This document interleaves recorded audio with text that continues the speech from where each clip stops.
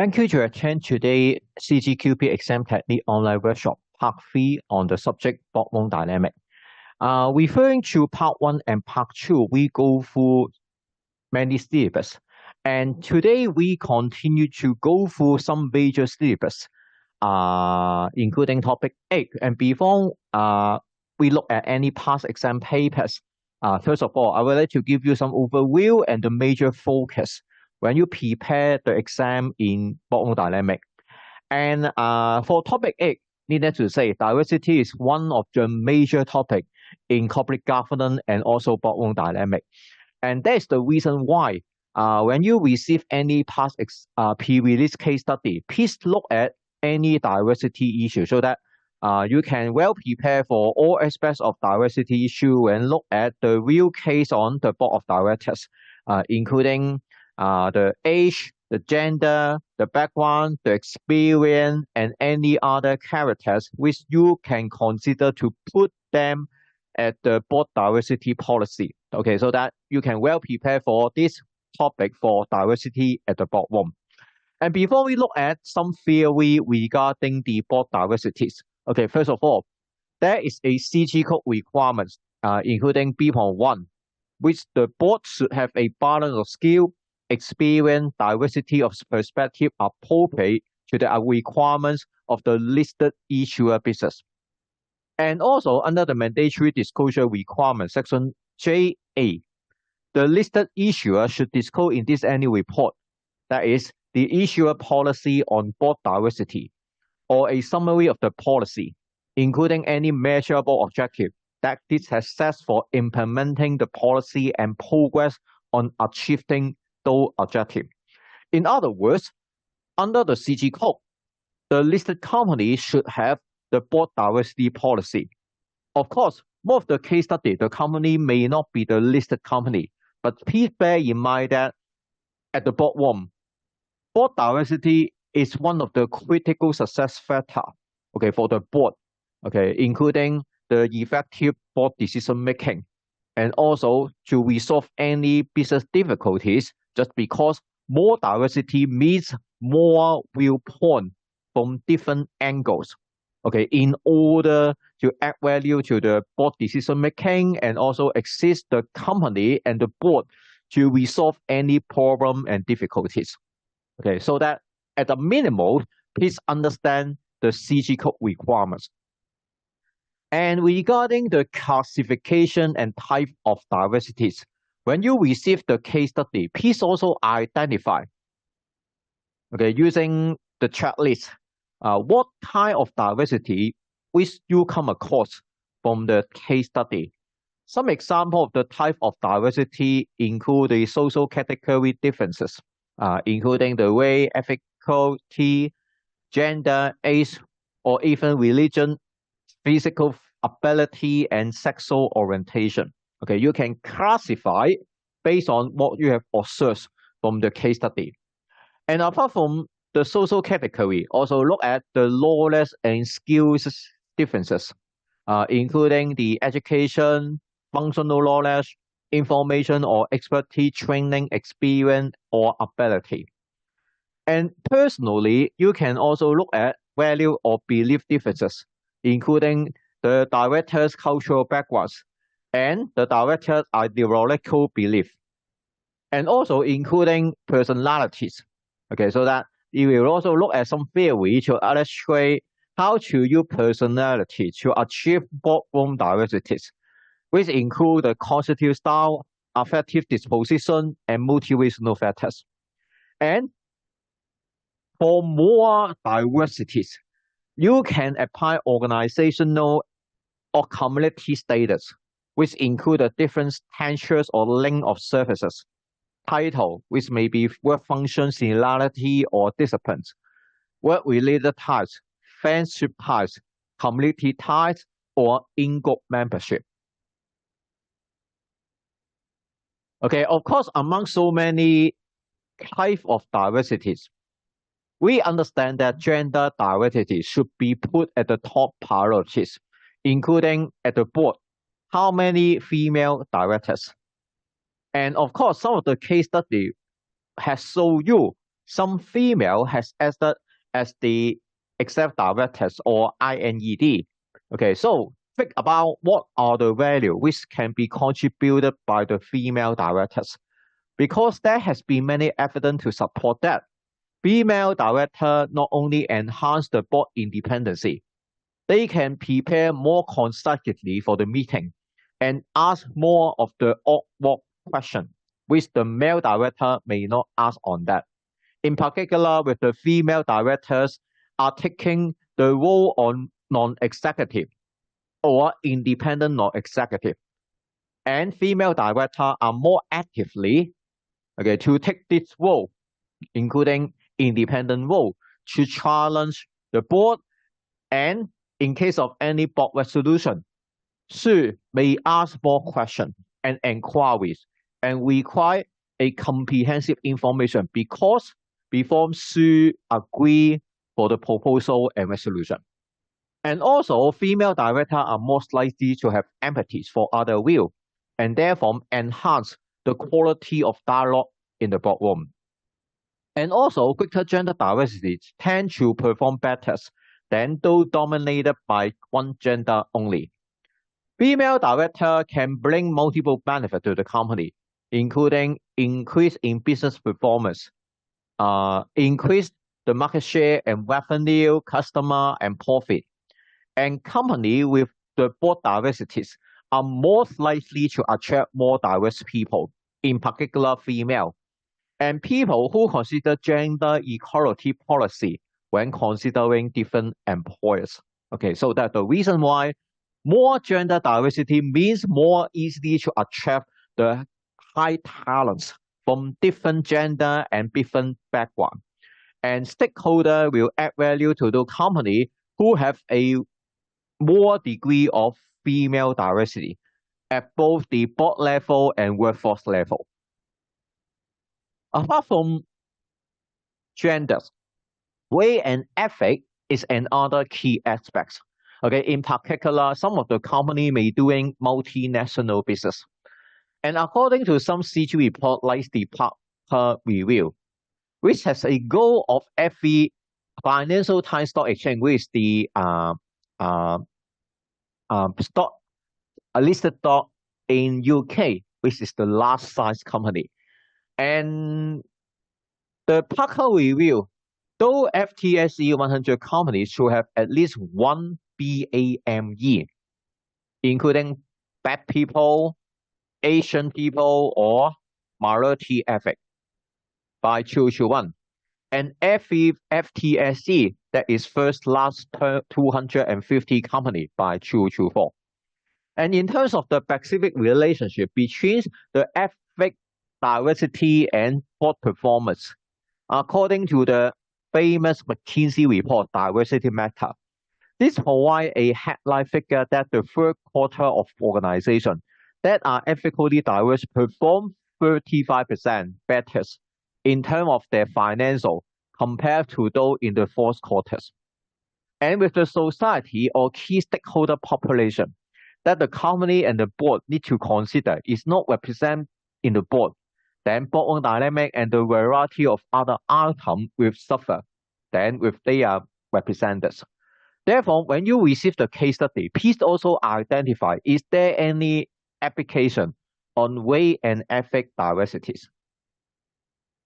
Of course, age diversity is another important consideration because more of the case study also disclose the age of each of the directors. There are five types of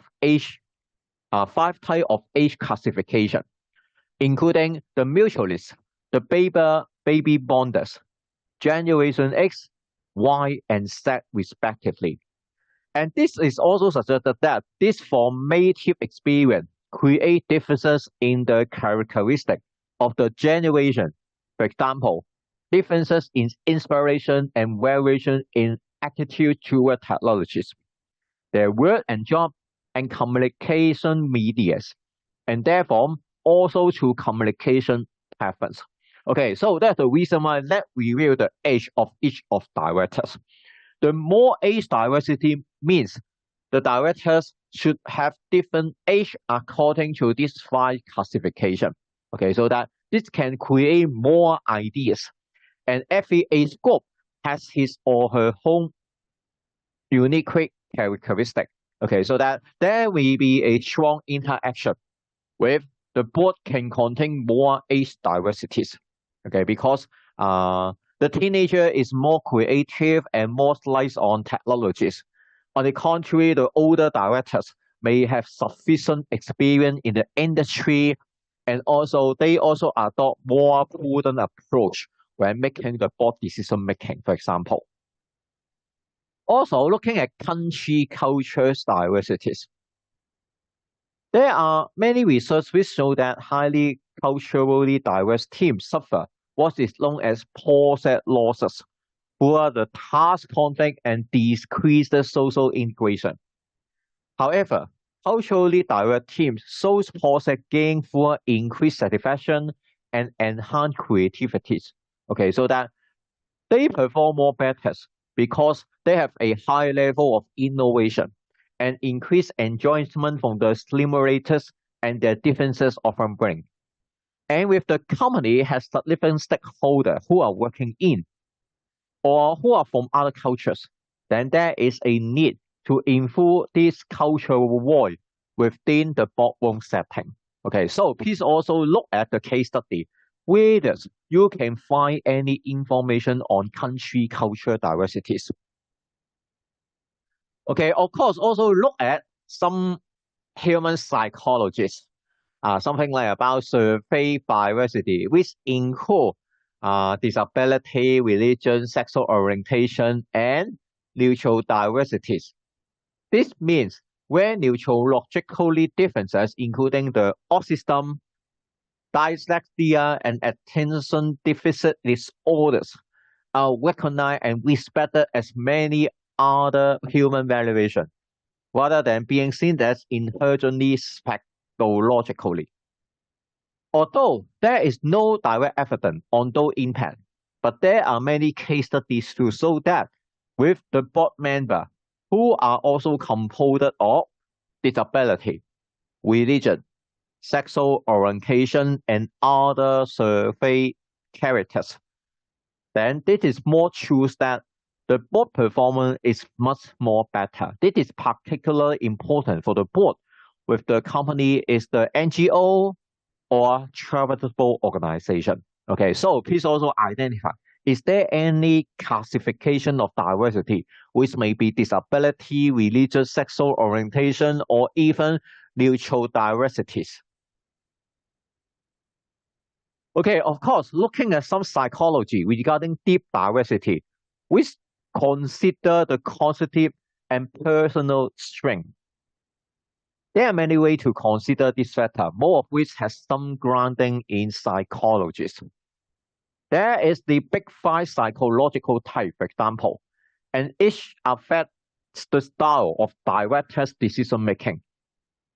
Some useful examples of cognitive differences to consider, including the learning style, personality style, and particularly in relation to the board functioning as a team, that is the role type.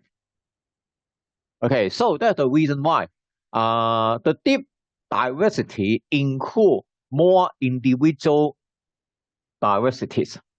This means that, first of all, let's say using personality as an example, there is one famous psychology theory, which is known as MBIT. Okay, so I also believe that when you receive the case study, please also try to use MBIT to analyze the personality of each of the directors. Okay, because MBIT provide different characteristics and personalities, with the stereotypical CEO type on this inquiry is known as ESTJ, which is the executive type, who is the person who has the personality on extrovert, sensing, thinking, and judging type, who is described as the hardworking and choose to take charge on the company project and people. Some famous people with ESTJ executive type personality, okay, something like about including Michael Obama, Theresa May, and even certain houses. But of course, when you apply to the company, the characters of the chairman and CEO should be the ESTJ type. Okay, let's say for the exec directors, he or she should have the ESTJ type in order to perform all the executive function. Therefore, ESTJ strike is more common type associated with the politician. Being aware of the personality type on the board may helpful in understanding the board communication platform and also the bias support. Okay, so that's the reason why this MBIT is very interesting, not only apply to boardroom dynamic, even though for many psychology subjects or even in our daily life, sometimes we would like to use this personality type key to identify the personality of each of the individual. Okay, so there are 4 aspects in this model, including E versus I, that is extroverts versus introverts. And the second is S versus N, that is sensor versus intuitive. And the first is T versus F, that is thinker versus feelers. And the final type is J versus P, that is trusters versus perceiver. Okay, and then based on all of these personality style key, we can identify different personalities of different directors. So in conclusion, there are a total of 16 combinations according to these EMBTI models. Okay, and also interpret association text is also important. Okay, just because people have cognitive bias. Okay, and what is the meaning of positive bias? Okay, this means in terms of diversity, which has been described as having an attitude of interpret association about a particular group that operate beyond our control and awareness. And this informs our perception of people that can have influence our decision making and behavior toward the target of that bias. One of the well-known methods on interpret association test is from Harvard University, which has served 7 different aspects. And each aspect revealing the direction and the amount of bias that the test taker has toward different types. The text measure bias include, first of all, gender. Okay, that is male and female intelligence. The second is the weight, that is black and white. The first one is skin tone, which include the light skin and dark skin. The text also include the age, including the young and old. The measure also include the weight, very interesting, fat and thin. And the measure also make the assessment of the bias between countries like UK and US. Okay, so that's the reason why this test is very interesting and important. So that each picture of the people represent each turtle type or word that associates with that turtle type and require a text taken to respond to particular question, with the type of response being an indicator of bias. And this is probably that the text that one could take on any diversity and equality training program. And how people respond to their test result is often a good indicator of how seriously they are willing to consider the ideas of unconscious bias affecting their diversity mindset. If one saw a significant negative bias towards a minority group, the initial action may be one of the lines. Okay, so that this creates microaggression, which is the word or action that's although probably not noted by the people and hitting them, or even induced by other against them. We enforce the total and therefore reduce the likelihood of viewing people according to their individual merit as opposed to the merit or otherwise of their total types. So that microaggression limit diversity and provide negative message to a target person, for example, female or minorities. Okay, so that I would like to give you some example. You can also identify is there any microaggression from the case study. And according to the professor of psychology, Derek Wing Su, 64% of women experience microaggression in the workplace with gender stereotype, leading to other potentially discriminatory assumptions. Okay, there are some examples here. Let's say that women need protected or referred to female colleagues with endearing names such as sweetheart, or asking a female colleague to arrange refreshment in a boardroom, or assuming that she is here to take minutes, okay, instead of male colleagues. Referring to the nurse who happen to be a man as a male nurse, who is more gender focused on the position of nurse, or referring to a woman who happen to be a doctor, like female doctor. Okay, we seldom call male doctor, but there's more people saying that with woman is a doctor, then he or she call her as a female doctor. So that in reality, there are many microaggressions which potentially create cognitive bias. Okay, so that's the reason why please try to using diversity as a boardroom to use different characters of diversity, okay, at your answers. Okay, so that please review all the board members from the case study and identify all of the potential diversity issue. And more importantly, is there any cognitive bias? Can we apply Ansible association test? And also, is there any microaggression? Okay, that let's say the chairman may discriminate other director or other people, okay, because of his or her mindset on microaggression.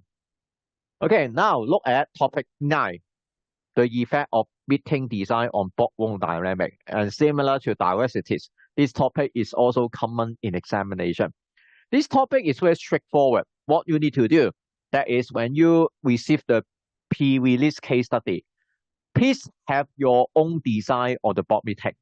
You can rely on this 2-page of PowerPoint to prepare your own checklist. Okay, how to design an effective board meeting. Let's say using the terminal characteristic, physical characteristic, procedural characteristic, and attendee characteristic. There are a total of 21 design characteristics. Okay, so that please also take a look on the case study. This is normal that the company has board meeting. Okay, so that look at the background of the board meeting and then use the design of board meeting checklist to do some analysis when you prepare for the examination. Okay, so that this topic is very straightforward. Please focus on these 2 PowerPoint only. But of course, for each type of characteristic, you should know the major elements on each of the characteristics. For example, for temporal characteristic, okay, you should know from the case study, for example, looking at the meeting length, corners of the start and end, your break, and time of day. Okay, with the case study can provide more information like the lighting, noise, temperatures, refreshment, meeting space, technology use, sitting dynamic, and also meeting space arrangement. Okay, apart from that, looking at the procedures of the board meeting, okay, from the case study, is there any data and information in relation to the meeting goals, use of agendas, the meeting talk, virtual display, meeting agreement, minute, and meeting record? And from the case study, please also identify who are the attendees, including the number of attendees and percent of a meeting facilitator. Okay, so that based on these 31 design characteristics, you can prepare your own set of notes from your analysis and observation of the board meeting as shown from the case study. Okay, for example, meeting length. Please look at the case study. What is the length of the board meeting?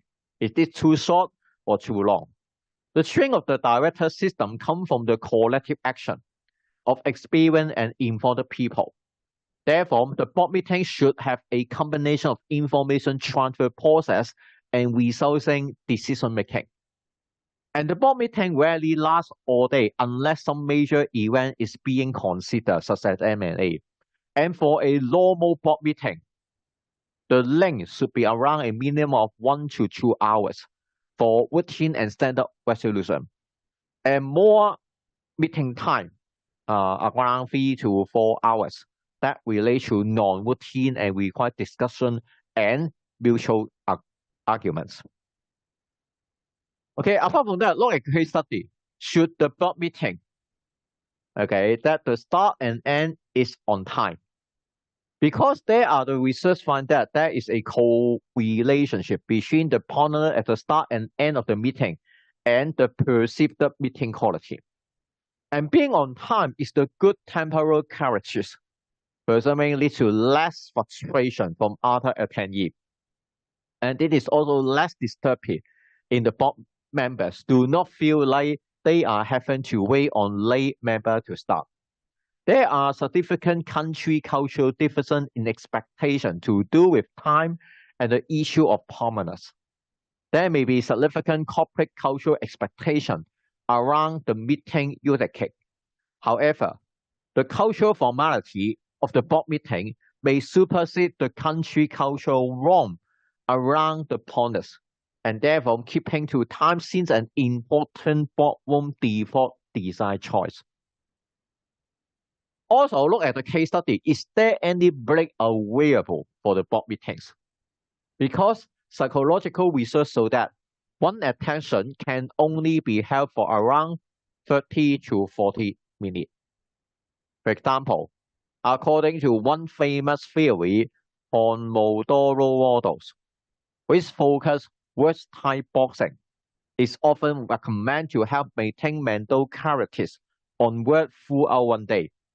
This method suggests a system of 25-minute work followed by 5-minute break for 4 cycles, followed by a longer break of 15 to 30 minutes. To regain mental clarity and concentration fully, this recommend the break do not include other work. For example, checking the email on one mobile phone, include some light physical movement and like the beat walk, taking socially with other and outside in fresh area, for example, to be relaxed. Okay, so that's the reason why you should know how to apply Pomodoro technique when the board meeting should give the break for the whole meeting. Okay, look at the formula, including set the timer to 25 minutes, okay, and then take a short break for 5 minutes, okay, and then after short circle, taking a 15 to 13 minute break. Also, what is the time of the board meeting? Different people have different chronotype, which is the behavioral manifestation of underlyingly circumstance wisdom of Michi physical process. There are 2 types of classification which can split people, including staff who perform better in the morning or us who perform better later in the day. Okay, so that the former are likely to be born in autumn and winter, while the later tend to have the birthday in spring or summer. And also, there are another 4 types of chronotype theory, which separate people into dolphin, bear, lion, and wolves. Okay, so you can see that interesting pictures. Okay, we understand that different people have different chronotypes. Some people may have more efficiency at the daytime, but some of the people may be more efficiency at the night time. So the time of board meeting will depend on the type of chronotypes of the directors. And to be more detailed, you can see the 4 chronotypes provide more detail on the starting time of the board meeting, which include that is more of the population should be on the bear. Okay, that is those people has more strong focus on the time between 10 a.m. to 2 p.m. Okay, in other words, for the majority of people who are classified as the bear, this means that the time of board meeting should be between 10 a.m. to 2 p.m. so that all people attending the board meeting during the time from 10 a.m. to 2 p.m. has more effective than other time of board meeting. Okay, again, you can also take a look on the case study. Okay, looking at the light scheme, the simple fact of being either too light or too dark, which is very important. Appropriate lighting, for example, meeting participants do not feel strained throughout the day. And natural light could be better than artificial light in this regard. And there are also strong research to show that positive psychological benefit of having window in the room, or at least an internal window that create the effect of having a view outside of one immediate environment. Okay, and also the basic characteristic, noise and temperatures. Okay, the amount of outside noise that may cause a distraction was not found to be found to correlate with meeting quality. However, temperature, for example, the room is too hot or too cold, and the percent of the complimentary refreshment has a correlationship with the preceded meeting quality. And this was found that people are more likely to give something to others if they feel they have something wrong, and more likely to take something for themselves if they have held something cold. Okay, let's say keep the temperature is not too hot or too high. Another basic is refreshment. Okay, and meeting refreshment are complementary as a good hospitality and create better feeling of comfort and possibilities. And for personal resilience, appropriate refreshment for personal well-being may have a positive impact on the participant ability to focus. Having a variety of caffeinated and decaffeinated options and maintain sugary snacks can have a significant impact on the ability to maintain the mental energy level throughout the long meeting.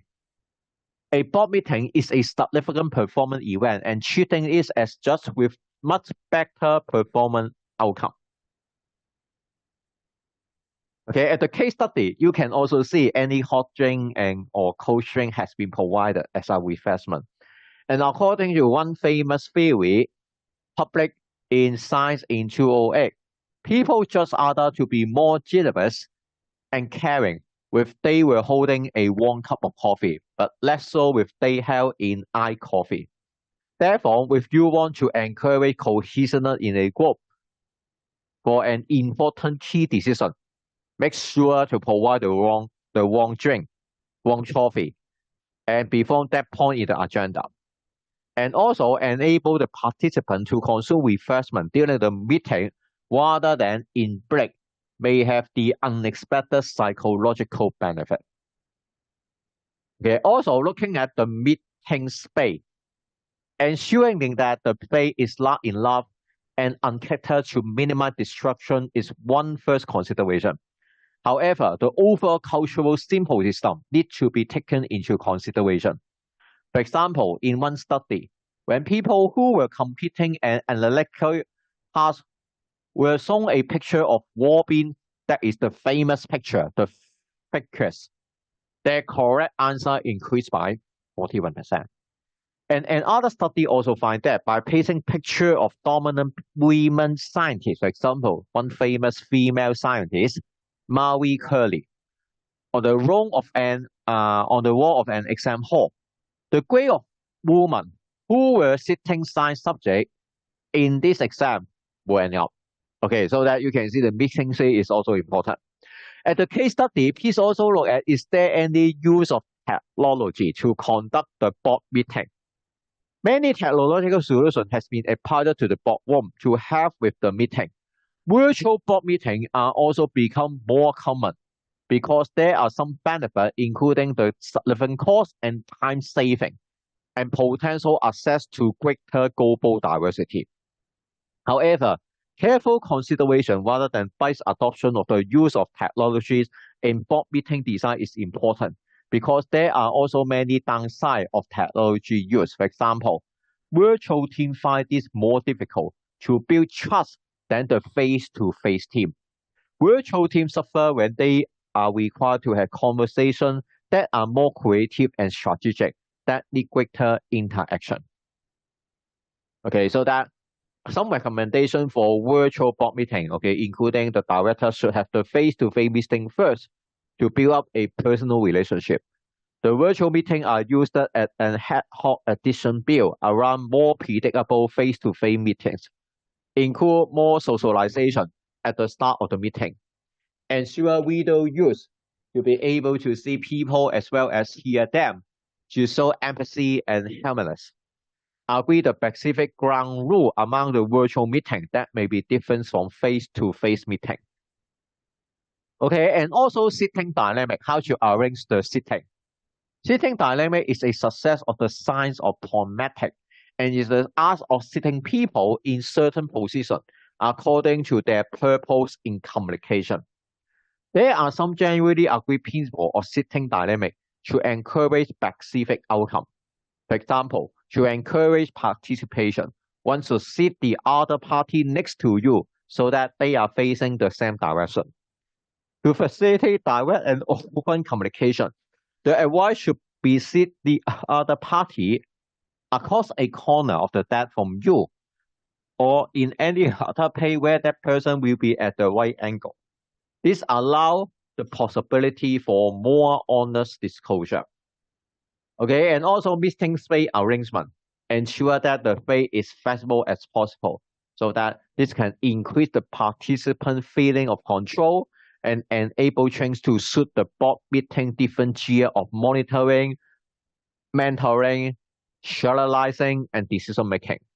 For example, breaking into smaller groups to sit in with no table may be useful to encourage more discussion, or standing up around a whiteboard may be chosen to increase creativity.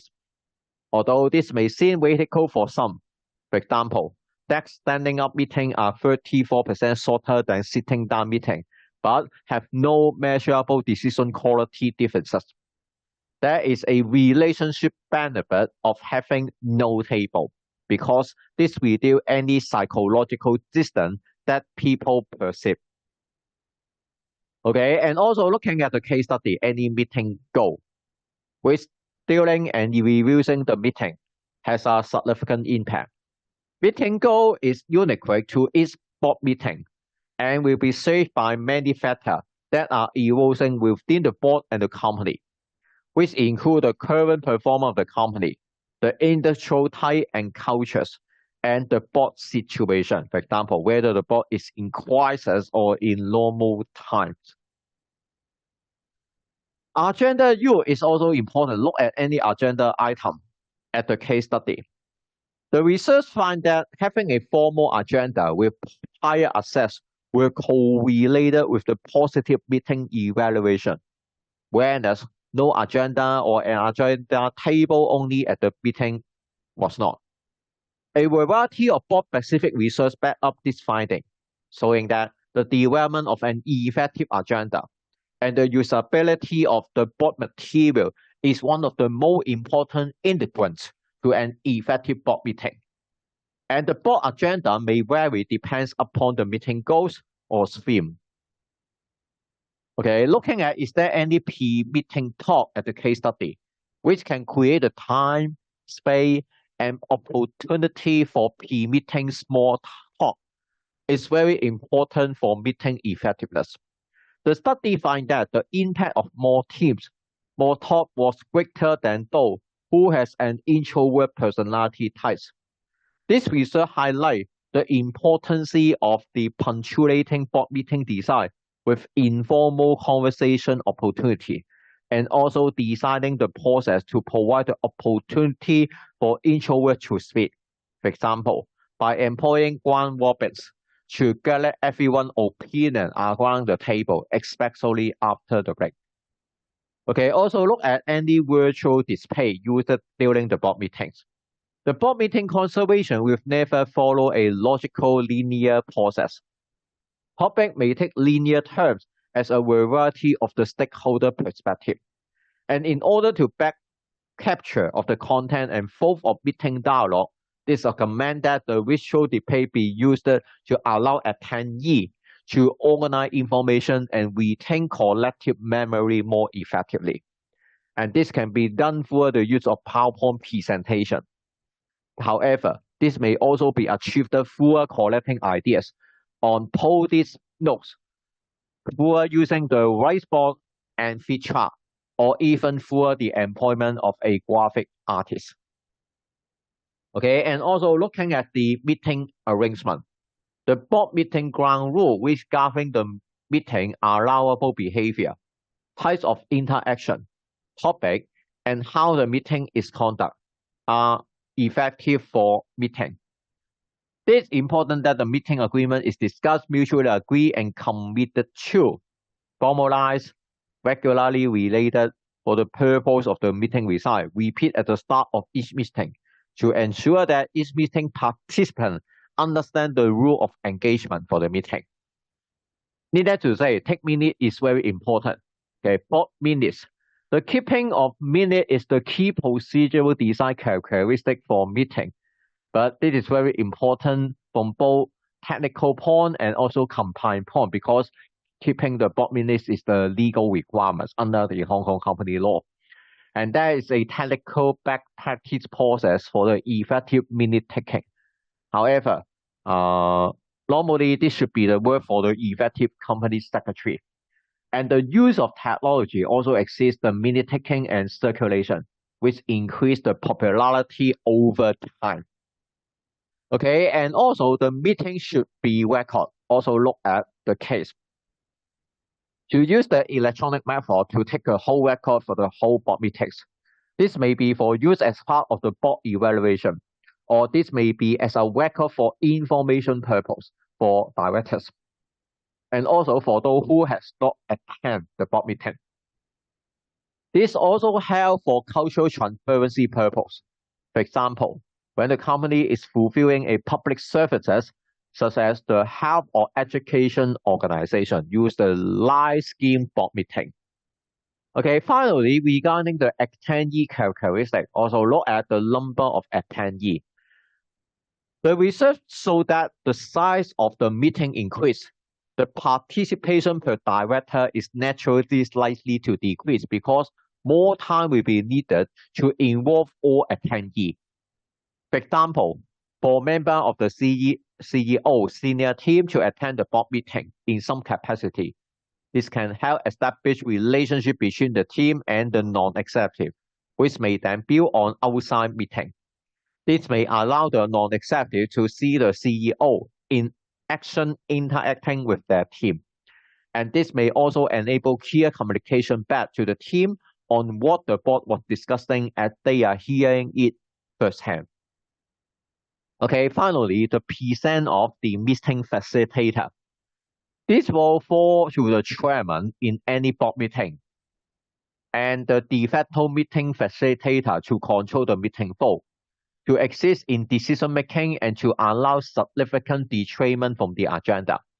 However, there may be time when additional facilitation is needed. For example, when the chairman wants to take a more active role in discussion, when the board format requires more group discussion, as part of an extended strategic weekday board meeting format, or when a particularly strong relationship issue needs to be disclosed. This may be where the company secretary can add value as a co-facilitator or can organize some experts external facilitation to be brought in to the board meeting. In conclusion, you should know how to prepare the board meeting design checklist. In particular, after you receive the case study, please use this checklist to underline all the key information from the case study. Okay, for example, set the meeting date and co-create the meeting goal, purpose, screen, focus, and agenda. Select the minimum additional attendee to contribute. Brief required person know on what board information is required. Emphasize the list for only concise and relevant detail. Select an appropriate meeting space based on the purpose, location, symbolism, attendee number, and technology requirements. Circulate the confirmed agenda and timing. evaluate and adapt the meeting room facility, including the temperature, lighting, virtual aid, and simple system. Arrange the appropriate refreshment. Assign seating with required and set up recording equipment. Start of the meeting. Start on time, even with attendee has not all arrived. Ensure refreshment can be self-served before and during the meeting. Complete the meeting agreement on the task and behavioral ground rule. During the meeting, use the facilitation and/or physical position changes as required for certain agenda items. Record through the minute and electronically live scheme as necessary. And before or on time. After the meeting, please also circulate the minutes and recording as appropriate. Okay, so that's the reason why this topic is really, really straightforward. Please try to apply all the 21 meeting design characteristics based on FE characteristics and then prepare the board meeting design checklist. Okay, now look at another topic, the role of the governance professional in influencing the board. Okay, when we open the syllabus, you'll find one interesting word, that is 21st century governance professional. Okay, just because according to ICSA on 2014, this report entitled The Role of the Company Secretary will build trust through governance. The more professional government professional embrace a broader role that go beyond a simple focus on the formal internal board administration and technical governance solution to having an additional informal social, external, and strategic leadership focus. The study defined 3 concept role characteristics, including technical, commercial, and social. And being able to fix between all of these areas, equate the company role to being one having both breadth and majesty as the report says. So that company secretary is a strategic leader who has the challenge of balancing the greater focus on regulation and compliance with the increased responsibility due to the role become more strategic. The role of the company secretary is far more than administrative. Company secretary delivers strategic leadership, acting as a virtual bridge between the executive director, management, and the board, and facilitate the delivery of the organizational objective. Okay, so that we can apply some leadership theory in this topic. One good example is transactional leader versus transformational leader. Transactional leader means he guide or motivate their follower in the direction of established goal by characterizing role and task requirements. While transformational leader provide inspirational motivation, idealized influence, individualized consideration, and the intelligent stimulation to their follower. Okay, so that when we compare this type of two leadership, of course, transformational leadership is far more effective than transactional leadership. Then what are the major components of transformational leadership? Okay, there are 4 major components, okay, including charisma, which provide vision and sense of mission. And other is inspiration, which provide the meaning and optimism about the mission and this attainability. Also, intelligible stimulation, promote the intelligent rationality and careful problem solving. And the final element is individualized consideration. Give the personal attention to each employee individually, coaches, and advice. Okay, so that company secretary is the invisible leader. Okay, so that there are 3 types of power. Okay, including hard power, soft power, and smart power. Okay, there are 3 dimensions. Okay, for the company secretary as our invisible leaders. Okay, for the first dimension power, okay, this means define similar to the directive leadership style in the Goldman framework.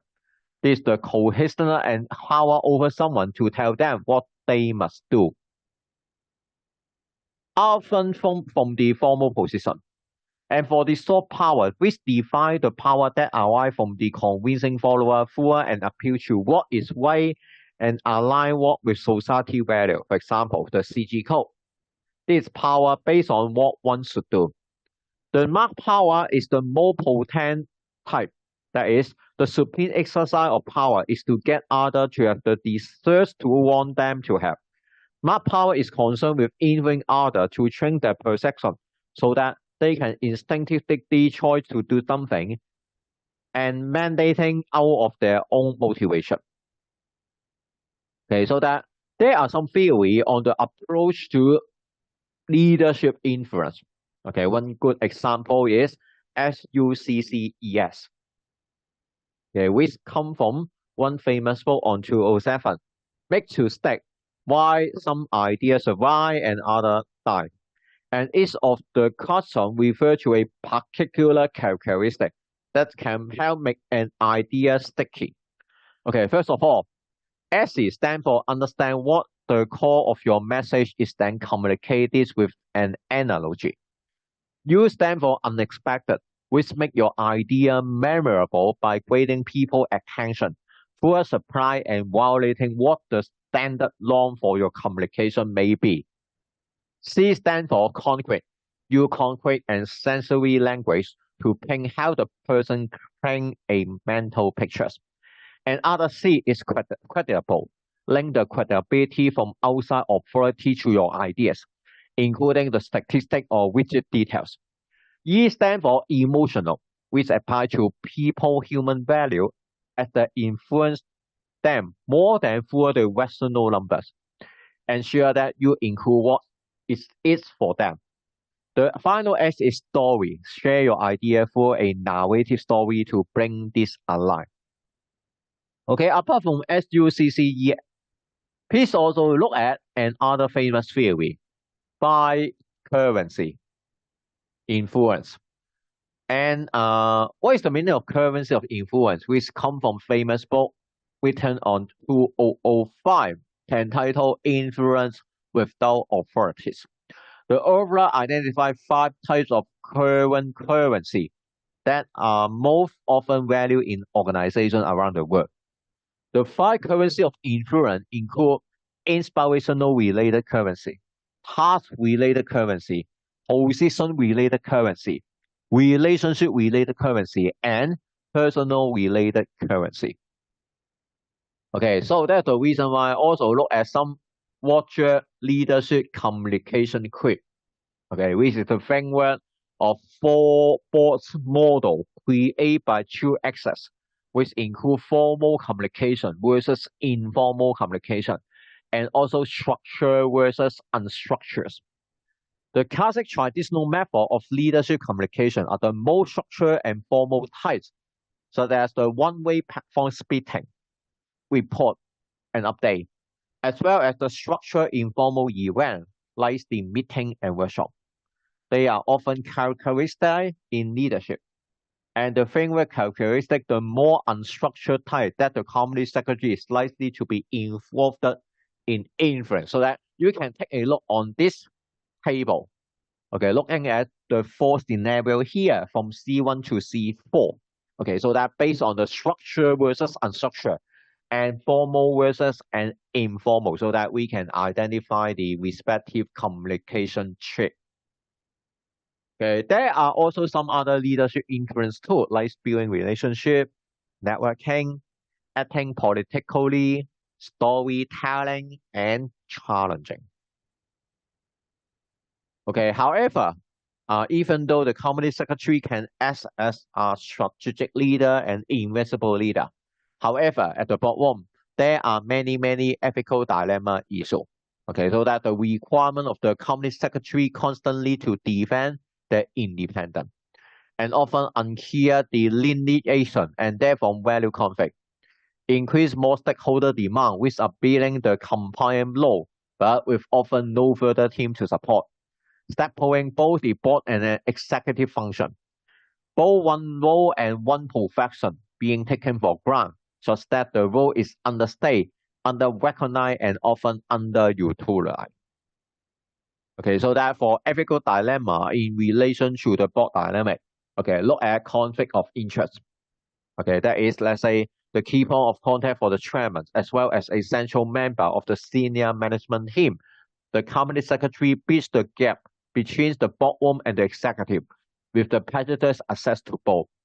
The second is compound with the code of conduct, the spirit of responsibility and social accountability under the regulation and guideline to manage the company. Finally, regulatory bridge. Company secretary should engage the board to go beyond regulatory compliance, which benefit the company performance, manage the risk effectively, and protect the interests of different stakeholders in the long run.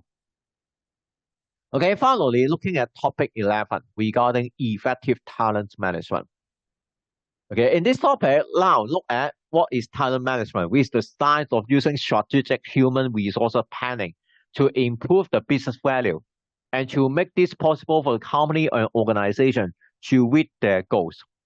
And everything done to recruit, retain, develop, reward, and make people perform form a part of talent management as well as strategic workforce planning. A talent management strategy should link up to the business strategy and to local context to function more appropriately. The systematic attraction, identification, development, engagement, retention, and deployment of those individuals with high potential who are of particular value to an organization. Okay, so that the CEO and the executive director should have the respective competency. There, for example, there are five kind of the ability, okay, including the ability to build a teamwork, the ability to think strategically, the ability to communicate, the ability to motivate others, and the ability to develop others. Okay, and also the NED and ID should also have the competency. The effective non-executive seen less as the monitoring supervisor of the executive management and more their strategic partner who are willing and be able to take their role as strong leader of the organizational entities.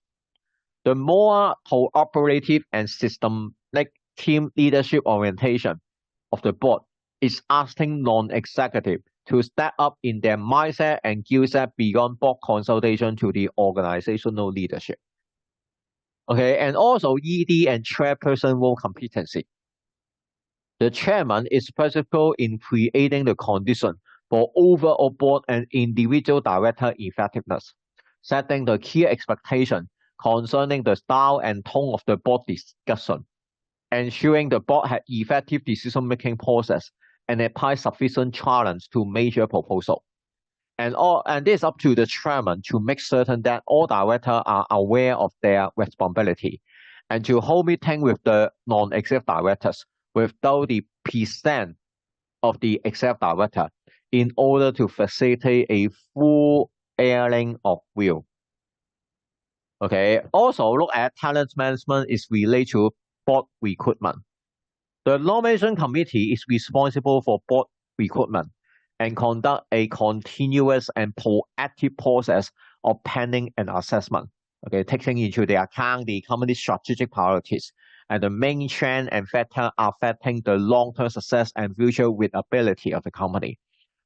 Recruitment is a vital aspect of the board talent management, and the company secretary should involve in a significant amount of the process. Okay, another aspect is appointment of and separation of from CEO, director, company secretary selection, which the criteria should include the industry knowledge or ability to acquire that knowledge, independency, personal and professional integrity, communication skill, and the ability to work, demonstrate the recognized knowledge, experience, and competency in business, including finance literacy. Okay, and other important board talent management, of course, board induction. In many cases, induction onto the listed board has become formalized and forceful in order to maximize the effectiveness and raise the risk awareness. Formal board induction will include sharing of the director role description, the board and committee mandate, the director fiduciary responsibility, the organizational key governance information, and relevant overview detail of the company and its past and current main activity, customer, project, and strategic priorities. Okay, another key aspect in board talent management is board learning and development. There is one famous model which is known as 70, 20, and 10 model by learning experts, Charlie Jennings. This model first makes the distinction between formal and informal learning. When the director are asked what learning and development do you need, they will usually reflect on the formal opportunity for development and training that may be offered. And in case of the formal training type learning, only constitute around 10% of total learning. The other 90% is made up of a just-in-time informal learning, which constitute of mentoring and coaching, which makes up a further of 20% to one learning. However, the greatest contributor to the learning is the on-the-job experimental learning, which constitutes 70%.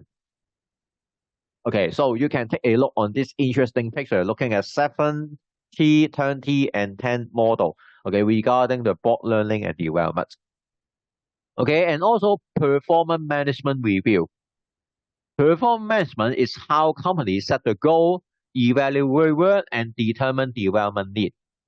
The Charter Institute of Professional Development notes that performance management will reflect the company value and align individual and team goals to the company vision and strategy. The primary focus is improving results against preset goal and standard, a shared understanding, monitoring and measuring performance, and managing people so that they can address the challenge of meeting new goals and standards. Okay, so please also consider what are the purpose of performance management. There are three majors, including strategic purpose, administrative purpose, and also departmental purpose. Okay, so from top to down, looking at what are the purpose for performance management. Okay, like in strategic level, to link employee with the company goal, asset training and development.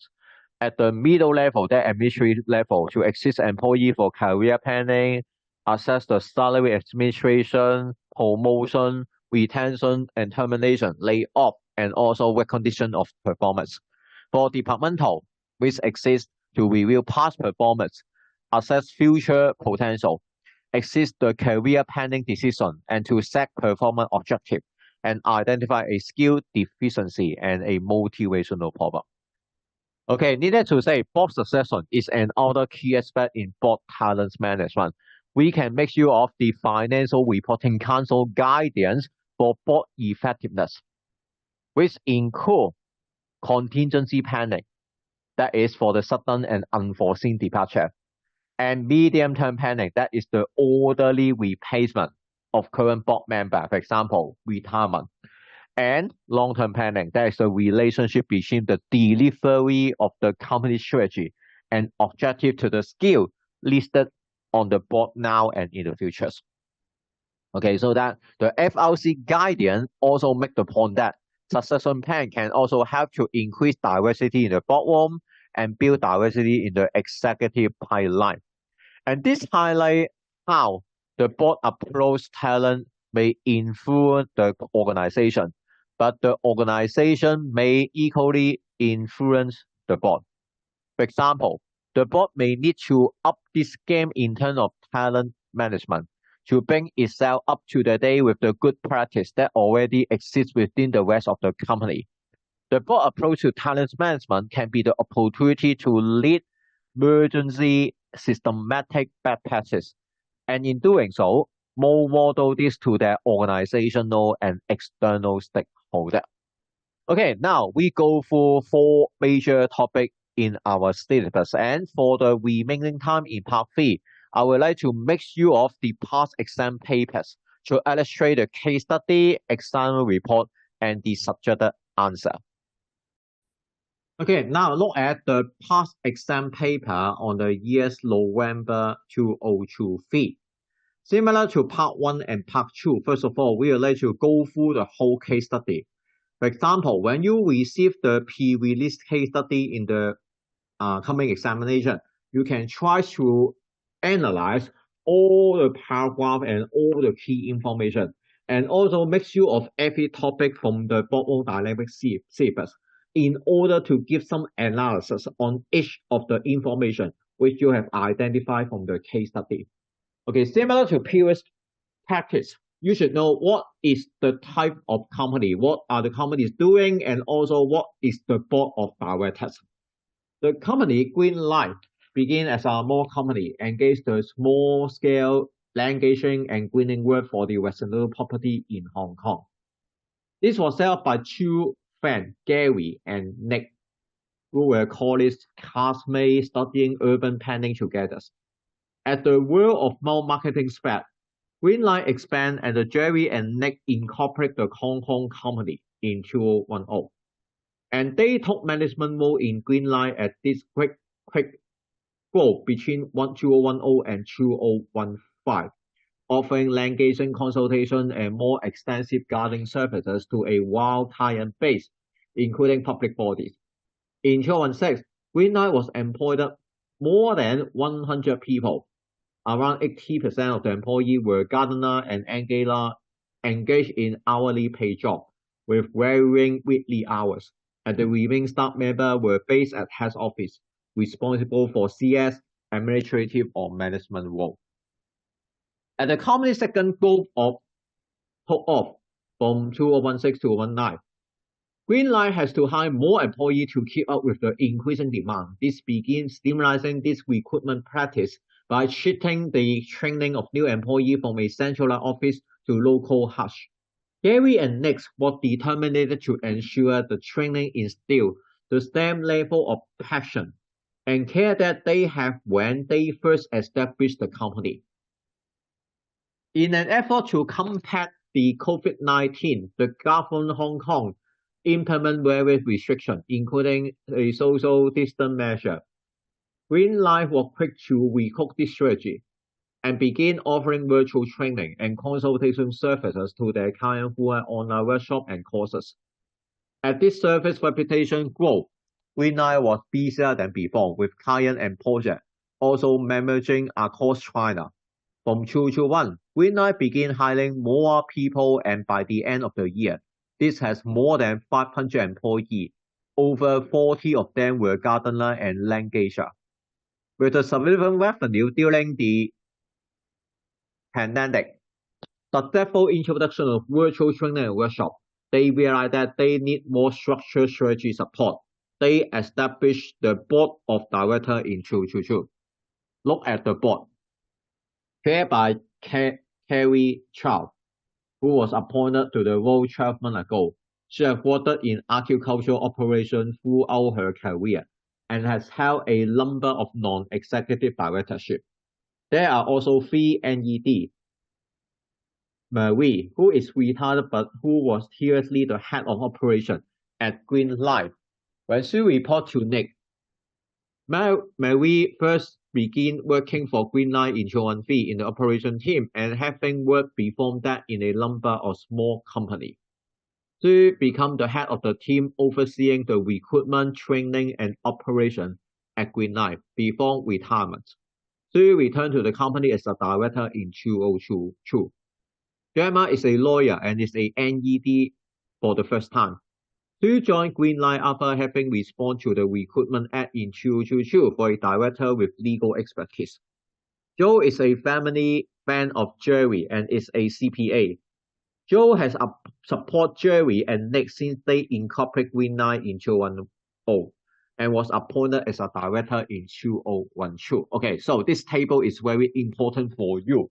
As I mentioned before, please try your best using the whole syllabus to analyze each of the directors, okay, including using 11C model of corporate governance, as I mentioned in section part 1 of our technique workshop.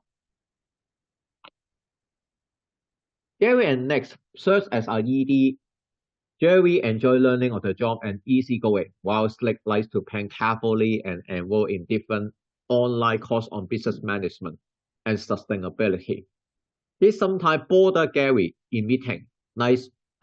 Nick often persuades the other director to go with his proposal instead of give Jerry more conceptual ideas that haven't been intended.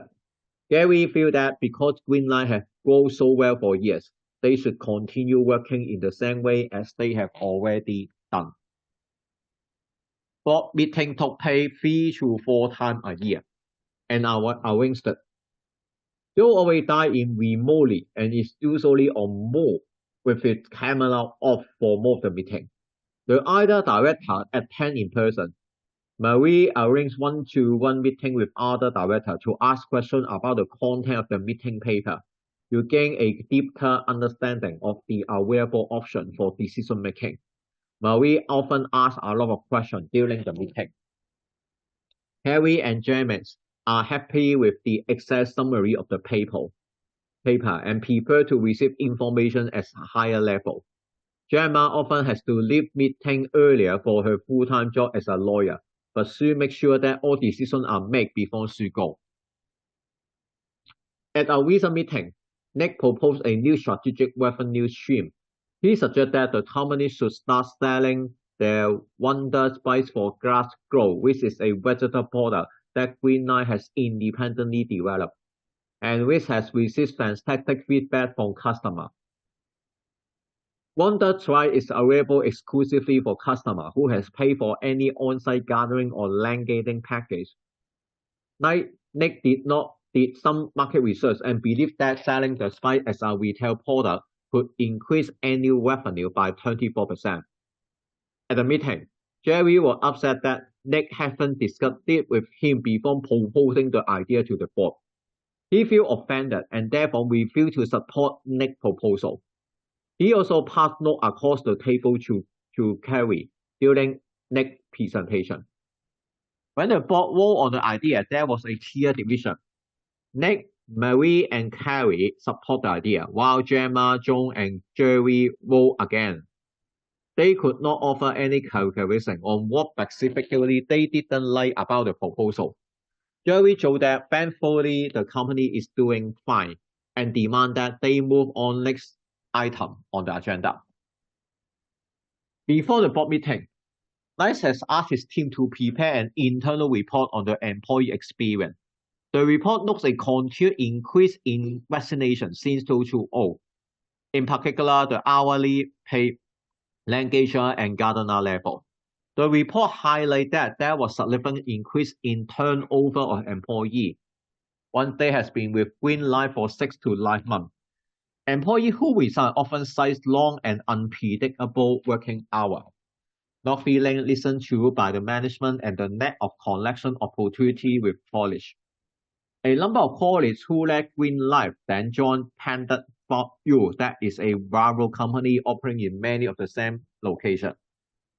Before discussing the issue with Gary and the board, Nick gathered his team to consider the solution that could be proposed, commenting that this problem could cause a crisis for the company in the near future, giving the strategic importance to the company goal of having stable support from the gardener and landscaper. Lewis, a member of Nick's team, suggested that the net of engagement between head office and the gardener and landscaper could be a potential factor for the issue of vaccination. When Nick raised the vaccination issue at the meeting, Jerry put off the discussion, saying that the gardener and landscaper team leader has been with the company for many years, and that the turnover rate was still good. Jerry went on to say that only employees who care about the job should stay, implying that others didn't matter so much. Harry wants to know more about the reason behind the employee vaccination and whether there were any systematic issues that the board should consider.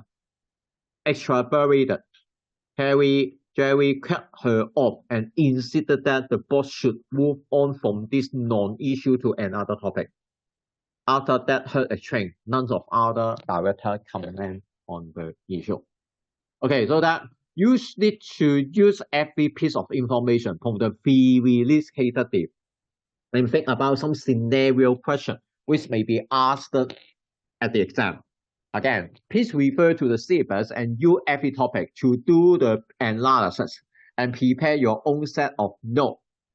Okay, so that when you open the question paper, okay, I hope that your preparation and also your personal set of notes is more or less similar to those questions. Okay, first of all, let's just go through all the 4 questions first. Question 1. Prepare a briefing papers for the board examining the value of human capital and talent management and suggest changes that could be benefit the company cultures and current employee retention. Question 2A. Prepare a briefing paper for the next board meeting to describe the possible individual differences at play in relation to the board. And 2B. Suggest at least one decision-making tools that the board could use at the next meeting to move forward with the decision about whether to sell the Wonder trade or not. 15 marks. Question 3. Discuss the board cultures using the 4 types of board culture coined by Pierce and Schachter, giving suggestions for the best type of culture for this particular board and recommending that this could take to adopt the culture you suggest. Question 4.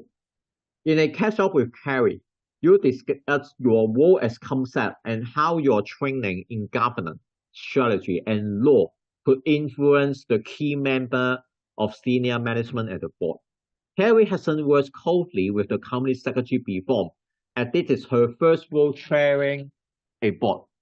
And she has therefore asked you to prepare a report for the board to explain at least 2 key approaches to leadership influence that could be considered and adopted by the leader at Greenlight, and how the company secretary can use influence framework and informal influence technique to exist. Okay, after we go through all of these long questions, okay, let's take a look on the examiner report. As mentioned in part 1 and part 2, Excel report is very important for you to understand the question requirements and also why previous students pass or fail in the examination. When you see the general comment, okay, I'm happy that the performance of the candidate on the whole in this style show a slight improvement compared with that of the previous style. Candidates were required to answer 3 questions out of 4, which was based on pre-release case study. And question 1 in section A was the more popular question and attempted by all candidates. Later, we'll take a look on that.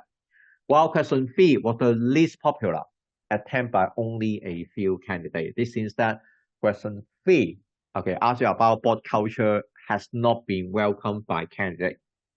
And in section B, all candidates attempt question 6 and no one attempt question 5. Okay, that's very interesting. Okay, for 2 questions in section B, this also implied that question 6 is very easy and question 5 is very difficult. Okay, but anyway, let's take a look, okay, on the suggested answer and also the examiner comment. Basically, for the whole section A, most of the candidates at PH have a fairly good understanding of the background given in the case study and were able to quote at least some specific instance when answer the question in section A. Okay, now let's take a look on question 1 first. When you prepare any answer on the question, you should know what are the expectations for the question in order to avoid present the wrong answer or any answer which is not relevant from the question requirements. When you see the question requirement, that's very straightforward. Examine the value of human capital and also the value of talent management. Okay, so that your answer at least should cover these 2 major areas. And because of the first part of the question, and suggest changes from the case study, okay, which would benefit the cultures as well as employee retention, because in this case study, we know that employees are quite unhappy, so that the turnover rate is very high, and there has been many employees who has resigned. Then what kind of training you may get with, you may suggest to the company that can benefit the culture and retain employees, so that employee is more happy and highly motivated and have a job satisfaction for working with the Green Life. Okay, now let's take a look on the subject answer. Okay, as I mentioned before, when you analyze the question, we understand that human capital is one of the key expectations from the examiner. Therefore, we can use this word as a headline, okay, including, let's say, human capital. Okay, when you present the answer, you should focus on your explanation, application, and example on human capital. Organization stakeholders are becoming more aware of the impact and value of the company intangible asset. One key intangible asset is human capital, which the definition is the sum of the knowledge, skill, experience, and other relevant workforce attribute that result in an organization workforce and drive productivity, performance, and the achievement of strategic goals. In 2003, the Accounting for People Task Force was set up by the UK government to provide best practice guidance for organizations on how they can account meaningfully for human capital as assets, as opposed to costs. A key finding was the clear need for better human capital management, reporting, as well as more effective people policy and practice in order to benefit organizations and their stakeholders. The investor community is one stakeholder group that is pushing for more effective human capital reporting. Historically, People Matrix has not been proactively innovated, as this was not commonly required by the investor. However, in recent years, there is a growing market interest in non-financial information, as investors become increasingly concerned about the company performance in ESG. There is a growing demand for the disclosure of information, such as the employee engagement and satisfaction.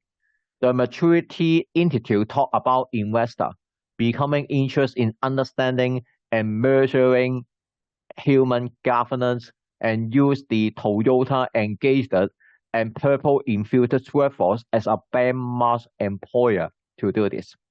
Human capital in the boardroom, in terms of both the skill set and mindset, is often the starting focus for investors to assess investment risk and reward. Okay, so you can see this two paragraph provide you a very general explanation and discussion what is human capital and how and why human capital is important to the company. So that when you present the general answer, something about like that, to provide some explanation on the nature of the human capital and why this is crucial for the company. That's very important. How to apply human capital to the case, okay, and scenario. Okay, so that you can provide some explanation that in terms of human capital, Greenlight has a large workforce with a significant number of employees at junior level and only around 30% working in the head office. Very dismissive attitude toward the problem of the increasing number of resignations, so a lack of maturity and understanding of the value of the employee at all levels to the company, particularly as the employee in question are those who interact with customer and complete the job. High staff turnover rate, increased cost in training and recruitment for the company. Okay, so please provide some application from the case, what you have discovered from the case study regarding the human capital, so that in application to the scenario, please provide more solution, recommendation, and comment on this part. Okay, according to question 1, apart from human capital, what's else? That is talent management, so that you are expected to provide some explanation what is talent management and why talent management is important in boardroom dynamic. Talent management is often seen as one of the most important leadership issues on the agenda. For example, recent research from Deloitte find that when senior executives were asked the question, What is your biggest business issue? The most frequent answer is attracting and retaining talents. The origin of talent management as a discipline go back to McKinsey concept of the war for talents in 1997. There are a variety of definitions, one being the systematic attraction, identification, development, engagement, retention, and deployment of those individuals with high potential who are of particular value to an organization. The assumption is that if the board is of particular value, and this member can make a significant difference to organizational performance, they should therefore be the focus of systematic talent management. These considerations around the board and organizational talents are more important in light of the recent attention on diversity from both an ethical and a performance perspective. Modern workforce are those that the task better account of diversity practice, and the boardroom should be no difference. One way to consider talent management is in light of risk. A report from EYCG team showed that of the risk record in the risk section of the company at the annual report, 63% were associated with people risk. For example, take tripod securities. Although it is more frequently thought of as key external risk that is mitigated by significant spending on technology infrastructure, most security check recent studies suggest over 90% emanate from internal staff who are the simple negligence, accidental disclosure, law of access divide, and specific digital skills shortage. Okay, so that please provide all the explanation and what you know regarding the talent management. Okay, so that after you provide all the general information and overview on the nature of talent management and why talent management is important to the company. Again, application to the scenario. Please try to use the background information from the case study and using the paragraph application to the scenario. That is Greenlight approach to talent management, or at least Jerry Will, we spot the discussion at board level, is immature for the company expanding quickly, given that attracting and more importantly, retaining talent is one of the biggest issues for company. Greenlight should not ignore their golden problem of a sharp drop-off of employee once they have been with Greenlight for 6 to 9 months. The issue should be discussed by the board, with next team compiling and analyzing the potential reason for employee resignation. The issue should also be tracked on the risk register of the company, giving this holding important and potential threat to the business. Okay, so we can make use of human capital as well as talent management to provide a general overview explanation and then apply these two items to the case study, identify all the key issues regarding human capital and talent management, and then using the paragraph application to the scenario. Please try to make use of the background information from the case study and provide the detailed analysis and explanation. Okay, apart from these two major items as required by the question, corporate cultures. Okay, similar to the previous two important items, we need to provide a general discussion regarding the corporate culture. What is corporate culture and why and how corporate culture is important for the company. Okay, one of the other key shifts to the most intangible and human factor associated with the company and the board is increased interest in corporate cultures. This has accelerated in the governance world since the financial crisis in 2007 and 8. Beyond the idea that it's always simple one or a majority of bad apples that are to be blamed, commentators are now ready to appreciate more fully that scandals are much more likely due to bad borrowers. Although it is often easier for our brain to assign blame to individual, this is perhaps more appropriate to inquiry into the culture created by the leadership, just that the behavior is seen as systematic. That is, it is generated through the system rather than solely located in one or a small number of evil individuals, regardless of whether the specific failure was ethical, as in the case of the Royal Band of Scotland, whether this was around health and safety, as in the case of BP, or indeed related to reporting, such as Tesco. There is an increasing recognition that the leadership, and more importantly the board, is accountable for the culture that has been created. The first basic question that is being asked is, what is a corporate culture? It is understood further that know how things are done here. Culture is not just something you can see in the artifact when you walk around an office or visit a boardroom setting. This is also what people say, that is the thought. And perhaps more importantly, this is evident more by what they do, that is the thought, as an expression of their underlying core benefit and value. There has been various attempts to measure and quantify culture using some of these variables. A more recent question asked in relation to governance has therefore been what constitutes a boardroom culture. In particular, what leadership style, practice, and process may best influence the culture within a boardroom. Although board has not always want to open their door to observation, this is a golden area of interest. Equally, the most significant consideration has been around the extent to which a boardroom culture may then influence the corporate cultures. This is what is often unknown as the tone from the top.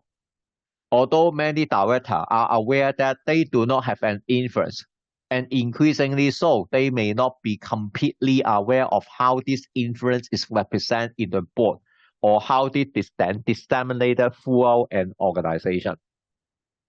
Some boards create a culture commitment as a mechanism for monitoring and influencing corporate cultures. Although this intervention may create an increased focus on key details and assurance of non-financial risk, this may have the potential downside of diluting the board's overall responsibility.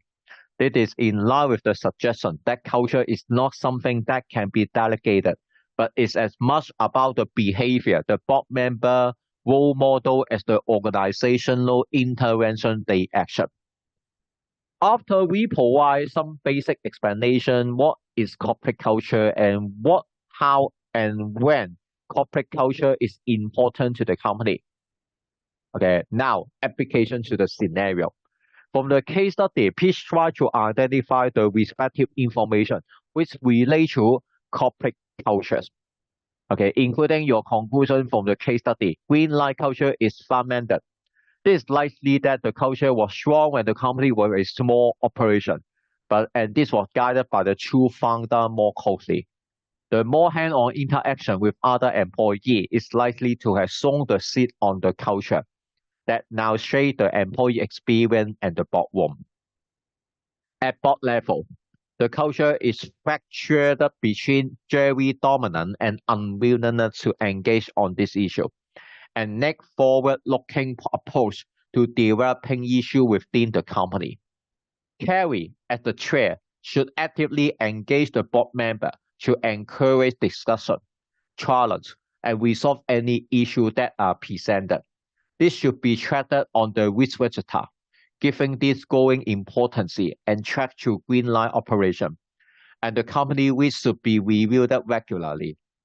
Jerry viewed that more junior employees are more dependable display a net of value in the tone from the top.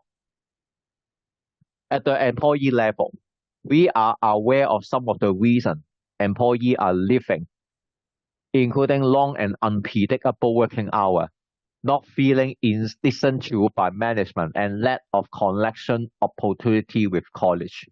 To understand this issue before they develop and cause employees to resign, Greenlight could begin regular pulse survey to understand issues from the workshop as they arise and to track the success of new initiatives that aim to address this problem. Okay, after we provide some application to the scenario, let's take a look at the question requirements. What are your recommendations on the change to the green light cultures and employee retention. Okay, so that you can propose any ideas how to change culture of green light. Your answer may cover the board should discuss as soon as possible. Next, report on the increasing vaccination and trends surrounding this vaccination. The board should consider engagement opportunity with employees of all levels to ensure issues are heard and raised. Green Light should consider the employee experience from training to working on job. Green Light can more indirectly look at the issue of long and unpredictable working hours for employees and reconsider their working hours. The board internal culture and particularly the relationship between Jerry and Nick should be addressed. At the differing management technique and strategic vision for company is causing fracture and inefficient meeting. The board should consider an evaluation, probably with an external facilitator to assess individual and board performance. Okay, so you can see the second point from the structured answer is very general and comprehensive. In other words, what you need to do is to provide any changes and recommendations which can improve the corporate cultures and also increase the employee retention rate. Okay, that is employee is very happy to work for the company because of the company good cultures. So that's the reason why application is far more important when you study the whole syllabus. And that's the reason why when you prepare for the examination, when you receive the periodic case study, there should be many problems for the company and the board so that you can simply provide a general recommendation for improvement. That should be many answers for you for most of the question. Okay, so you can see in conclusion, you are expected to propose some changes to company cultures and employee retention.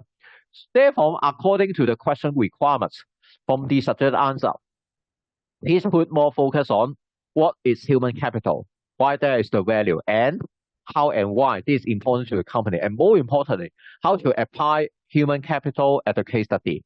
Secondly, talent management. You need to provide some explanation what is talent management and how and why talent management is important to the company, and provide application to the scenario.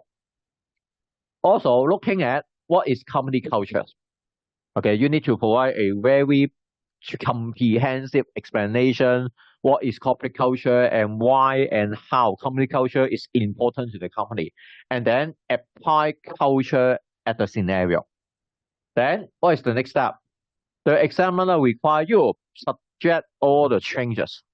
Okay, so that is the reason why you need to propose all the changes which can improve the current situation of Green Light and also provide more changes to the board of directors so that employee retention rate can be increased. Okay, so reading the question is very important. And after you identify all the keywords, let's use each of the keywords as a headline for your answer. Okay, now let's take a look on the Excel report. Okay, for question 1. We understand that most of the candidates, they have a very good ideas on the background and they have a very good preparation for the case study. Okay, so that more of the candidates were able to quote at least some specific example when answering the question in lesson A. That should be happy for that because that's my expectation that application is very important, and please try to quote more example from the case study to explain and illustrate your answer. And according to comments from examiner, question 1, all candidates attend question 1. Okay, this also implies that question 1 is quite easy and straightforward. And however, only one candidate, I don't know why, provide the detail of the board structure and decision-making process, which was not relevant for the question. Basically, that should not be the difficult question just because, as I mentioned before, please focus on human capital, talent management, cultures, and employee retention, and also suggest some changes that benefit the cultures and employee retention. So long as your answer can focus on all of these keywords, you should have a very good mark.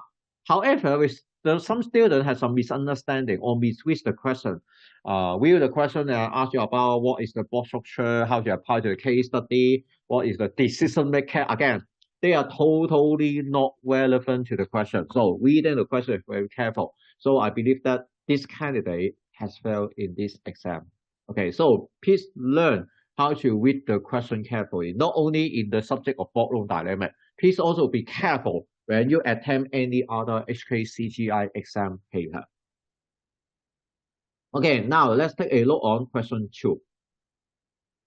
Okay, again, as I mentioned before, in order to avoid misunderstanding of the question, please try to highlight the keywords here. That is the possible individual differences at pay. Okay, please provide the general description. That is 10 marks. However, more mark, that is 15 marks, should be put on at least one decision-making tools that the board could use in the next decision making. And what kind of decision making? That's very important. Please try to apply this from the case study, whether to sell Wonder Space or not. Okay, when you see the examiner report, more of the candidate also attempt question 2. In part A, one candidate described the meaning of both demographic and both aptitude, but failed to discuss individual differences at pay. Sorry about that. Again, one candidate, he or she is very careless. The question asks you about the individual differences and has never mentioned about something about 11Z model of corporate governance or board demographic and board aptitude. Okay, so that this student may fail in part A.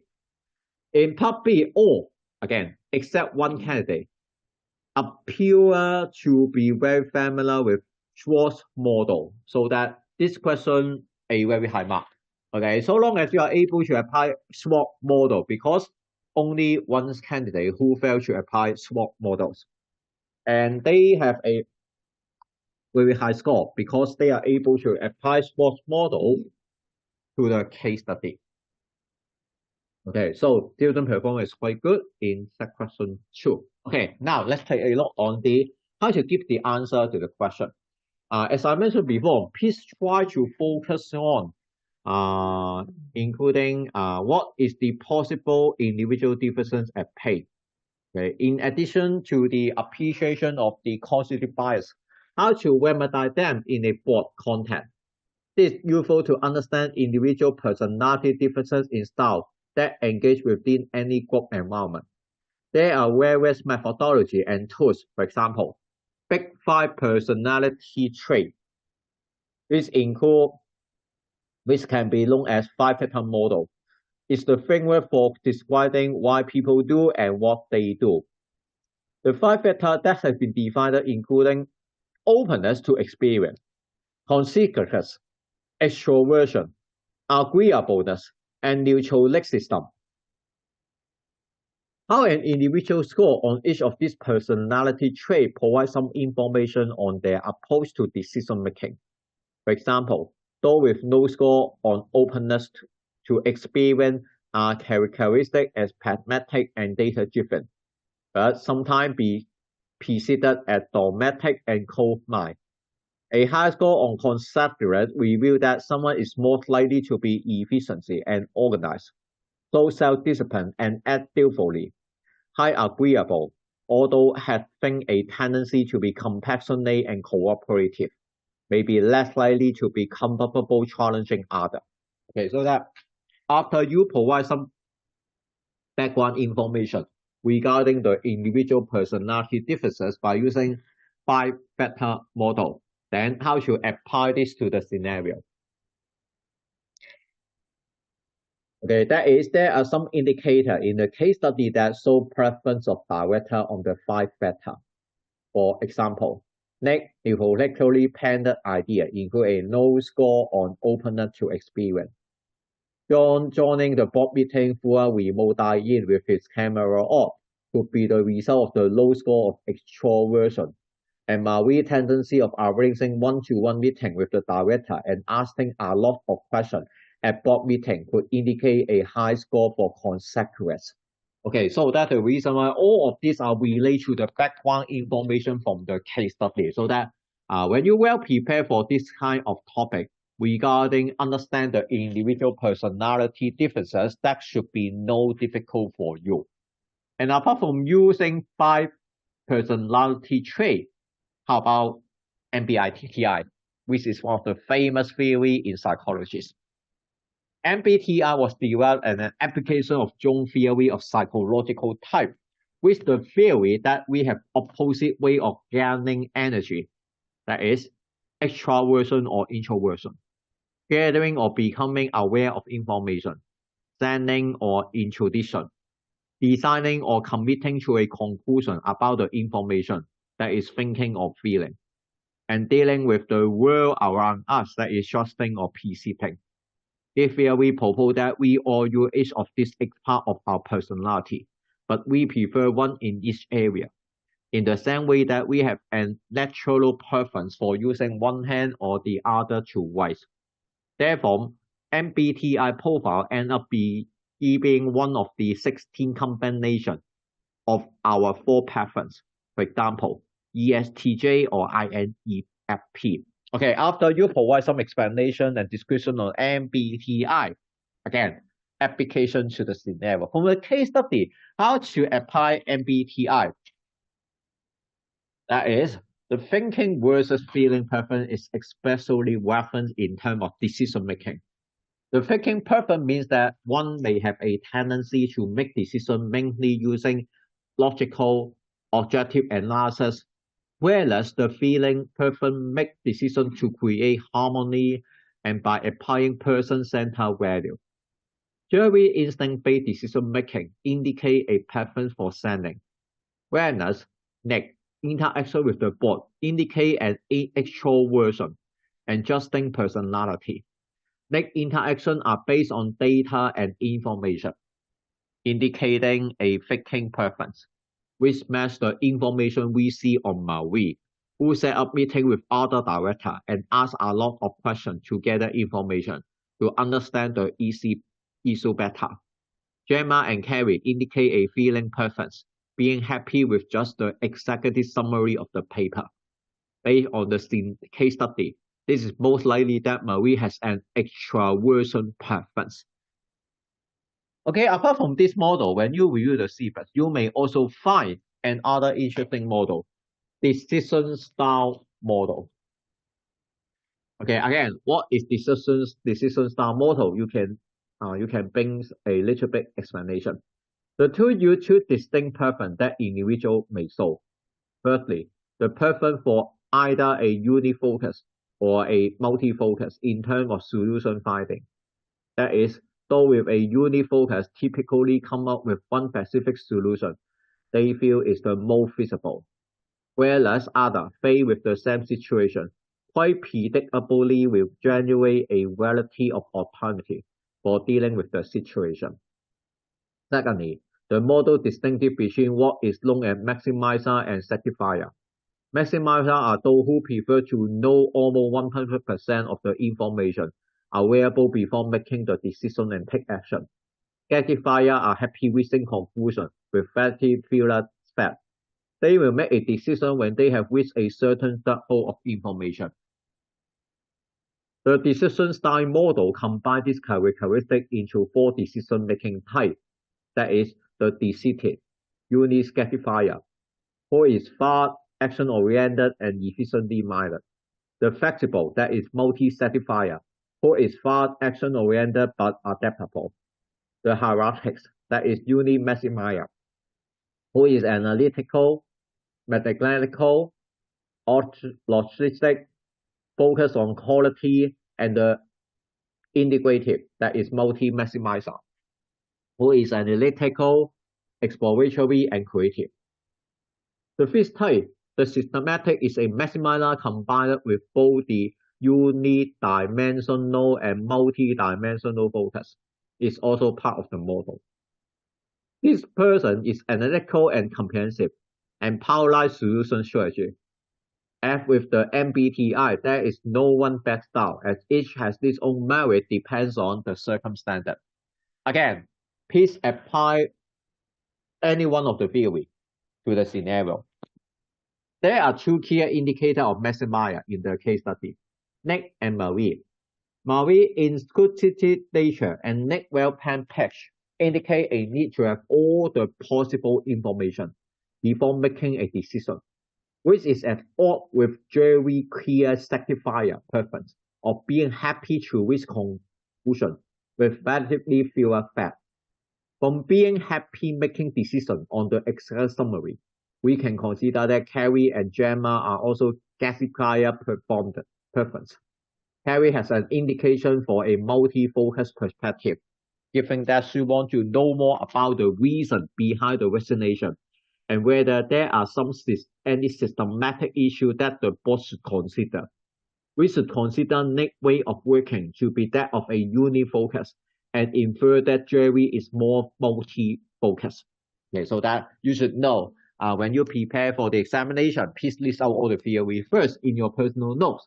And based on the scenario, you can provide some application and explanation and example. In part B, okay, again, the answer should focus on decision-making tools so that when you review the syllabus, WASP framework is one of the famous theory for decision-making. W stands for widen your option. The aim is to break out a narrow thing and explain the set of options that are being considered. For example, that is the simple technique of finding someone who has previously solved your problem. The framework suggests spending 20 minutes undertaking an internet search using 3 to 4 keywords that relate to a particular decision. R stands for reality test your assumption. The aim is to fight confirmation bias and ensure that when you are setting options, you are gathering information that you can trust. For example, use the tools of asking this confirming question. That is, instead of asking what you like the idea, ask what is the biggest obstacle you see to what we are trying to do. A stands for attain some distance before deciding. The aim is to receive the deferring influence of short-term emotion and ensure that you make a decision based on your core priority. For example, the 10-10-10 rule to enable people to obtain a short, medium, and long-term view on any decision. This technique involves in considering the decision and asking 3 questions about it. How we will feel about this 10 minutes from now, 10 minutes from now, 10 months from now, and 10 years from now. The perspective gained, especially from the second and third question, enable the decision maker to know how much emotion is invested in the decision and to evaluate how important this is. P stands for prepare to be wrong.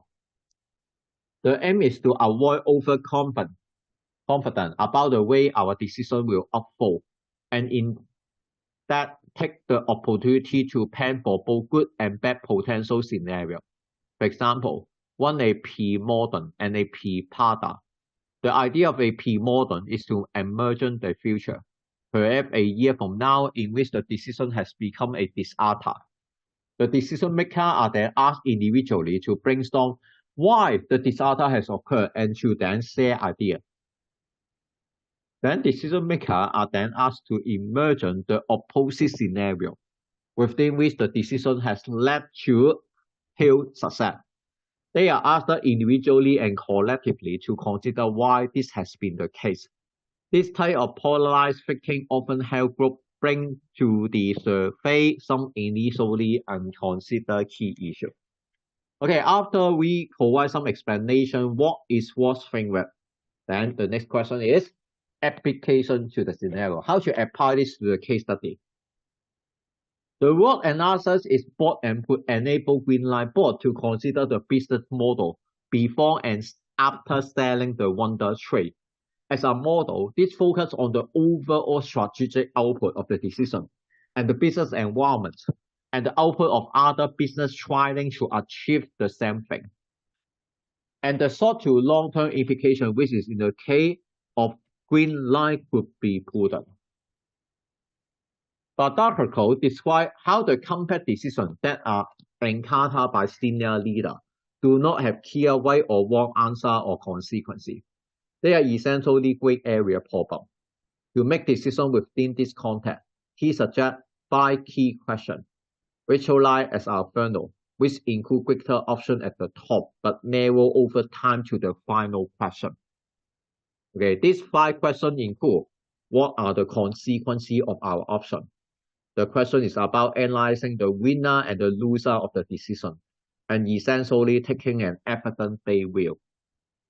Second question, what are my core obligations? This question is extremely odd in relation to the boardroom and director duty. To what extent are decision makers aware of not only their governance and fiduciary duty, but also their duty as agreed in their role as either a non-executive or executive member of the board? The third question is what will work in the world as it is. The question considers how practical the option may be. Within this increasingly volatile, uncertain, complex, and ambiguous world, what will work? The fourth question are who are we? This question asks decision makers to consider the core value of the company and perhaps the core value of the board. The recognition of core value is in relation to culture is increasingly important within the government thinking. And this question is a useful and simple track to remind decision makers of this. The final question, what can I live with? This final question highlights the fact that the 5 questions start by considering a decision from an organizational director role perspective, but ultimately conclude with the need to resolve this as human beings. This reminds us that quick decision-making is not just about applying an algorithm, but also about carefully harassing judgment. Okay, after we provide all the questions regarding the complex decision-making process, then the final conclusion is how to apply this to the case study. The Baccarat framework is useful because it specifically addresses the board role in decision. In the case of Wonder Trade, Greenlight Board could need to consider the wider environment and the strategic opportunity to sell the product, given the personality on the board. But Baccarat framework could be an excellent tool for the board to consider for creating more cohesive decisions. Okay, so that's the reason why when you go back to the question here, that's very simple and straightforward. So long as you can focus on possible individual differences at pay, provide any one of the psychology theory, and more importantly, apply your theory to the case study. Just because when you receive the PP, this case study, I believe that you should have very good preparation on this kind of question. And decision making is also common examination, and what framework you must know. And also you should know 5 questions how to resolve any complex decision making. After you provide all the theory, then please provide application and analysis to the case study. In particular, to give some advice how to move forward with the decision about whether to sell Wonder Trade or not, and then provide some conclusion and recommendation on that. Okay, now look at question 3. Discuss the board culture at Greenlight using the 4 types of board culture conducted by Pires and Central, giving suggestions for the best types of culture for this particular board, and recommend steps this could take to adopt the culture you suggested. Therefore, when you present the answer here, please focus on 4 types of board cultures, and also provide some recommendation for the best types of cultures, and also how to give recommendations in order to adopt the culture you suggested. Okay, and when you see the exam report, this seems that not so many students welcome those questions. And in section A, these questions are the fewness students who attempt. And once candidate attempt the questions demonstrate very key understanding of the peer and structure model and make good reference to the case study, while the other make no effort to discuss or apply the peer and structural model. So that really depends on when you receive the case study, whether you have a very good preparation on this culture model. Okay, we can take a look, okay, on the suggested answer. Okay, first of all, please provide some basic explanation for what is Pear and Central model of culture and the 4 archetypes. Pear and Central framework provide insight on how the assumption of the board can influence this culture in the typology of the relative power of the CEO and the board. Using two axes to create four types, the model pitch low or high CEO power against low or high board power, so that you can see the table here. Depends on the low or high CEO power and low or high board power, so that we can create four types of the board. Okay, the first type is the caretaker board. Also, the review and approve or third party type.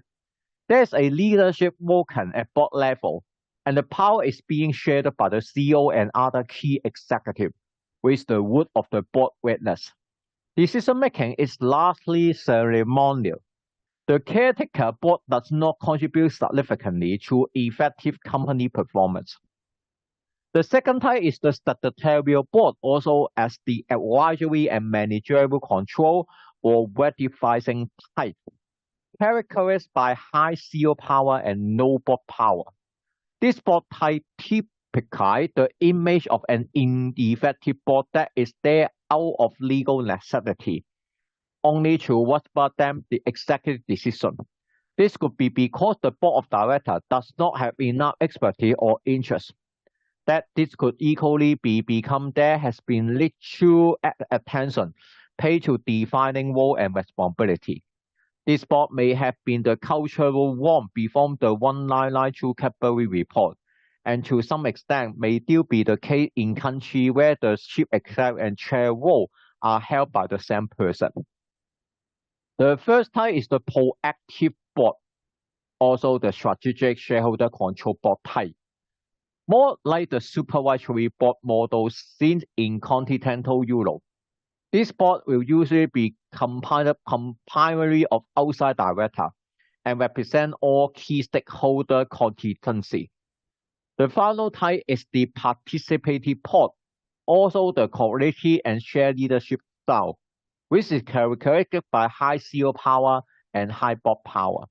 This board type has discussion, debate, and disagreement, and is distinctive from the proactive board by the emphasis placed on building and reaching consensus in decision making. At proactive board rely more on formal power to resolve dispute that can lead to more of culture of amalgamatic debate and potential conflict, compared with the dialogue and measured challenge of participative board conversation.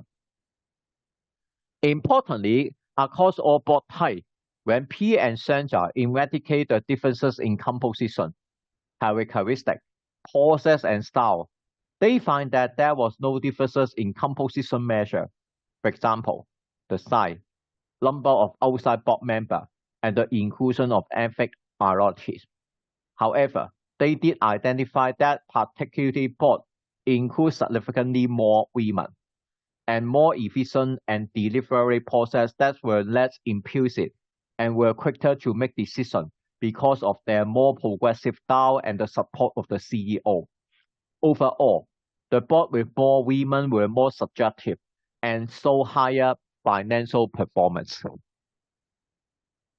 One conclusion from the study was the board could be well advised to create a culture of sharing power across all directors, both executive and non-executive, in an effort to achieve more favorable results. With nothing else, this also ensures that all directors participate and that their individual capability, experience, and knowledge are utilized for the benefit of the board and the wider stakeholder system. Okay, now look at the current board culture and the board spec structure for Greenlight and Proholder step. After you provide all the answer regarding the model, then please try to apply this model to the case study according to the question requirements, okay, including current board culture, back structure for company, and proposed step. Greenlight current board culture fit the model of statutory board with high CEO power and low board power.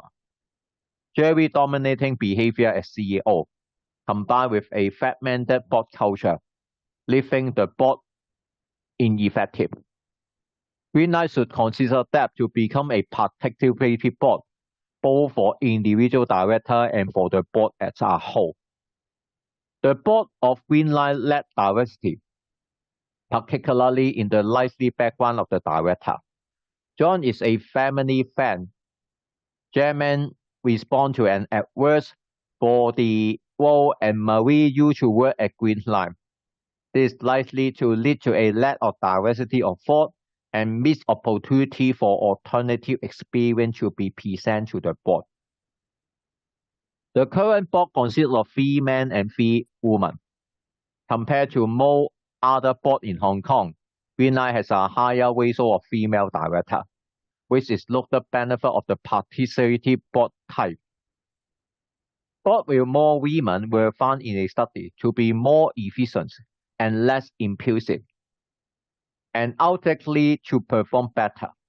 Greenlight should consider other areas of diversity, including affinity and experience. To work toward this, Greenlight should consider the backside of the board, whether additional directors could enhance discussion, and the balance of executive and non-executive. Non-executive directors bring key experience and insight, and the current non-executive directors vary in their commitment and experience.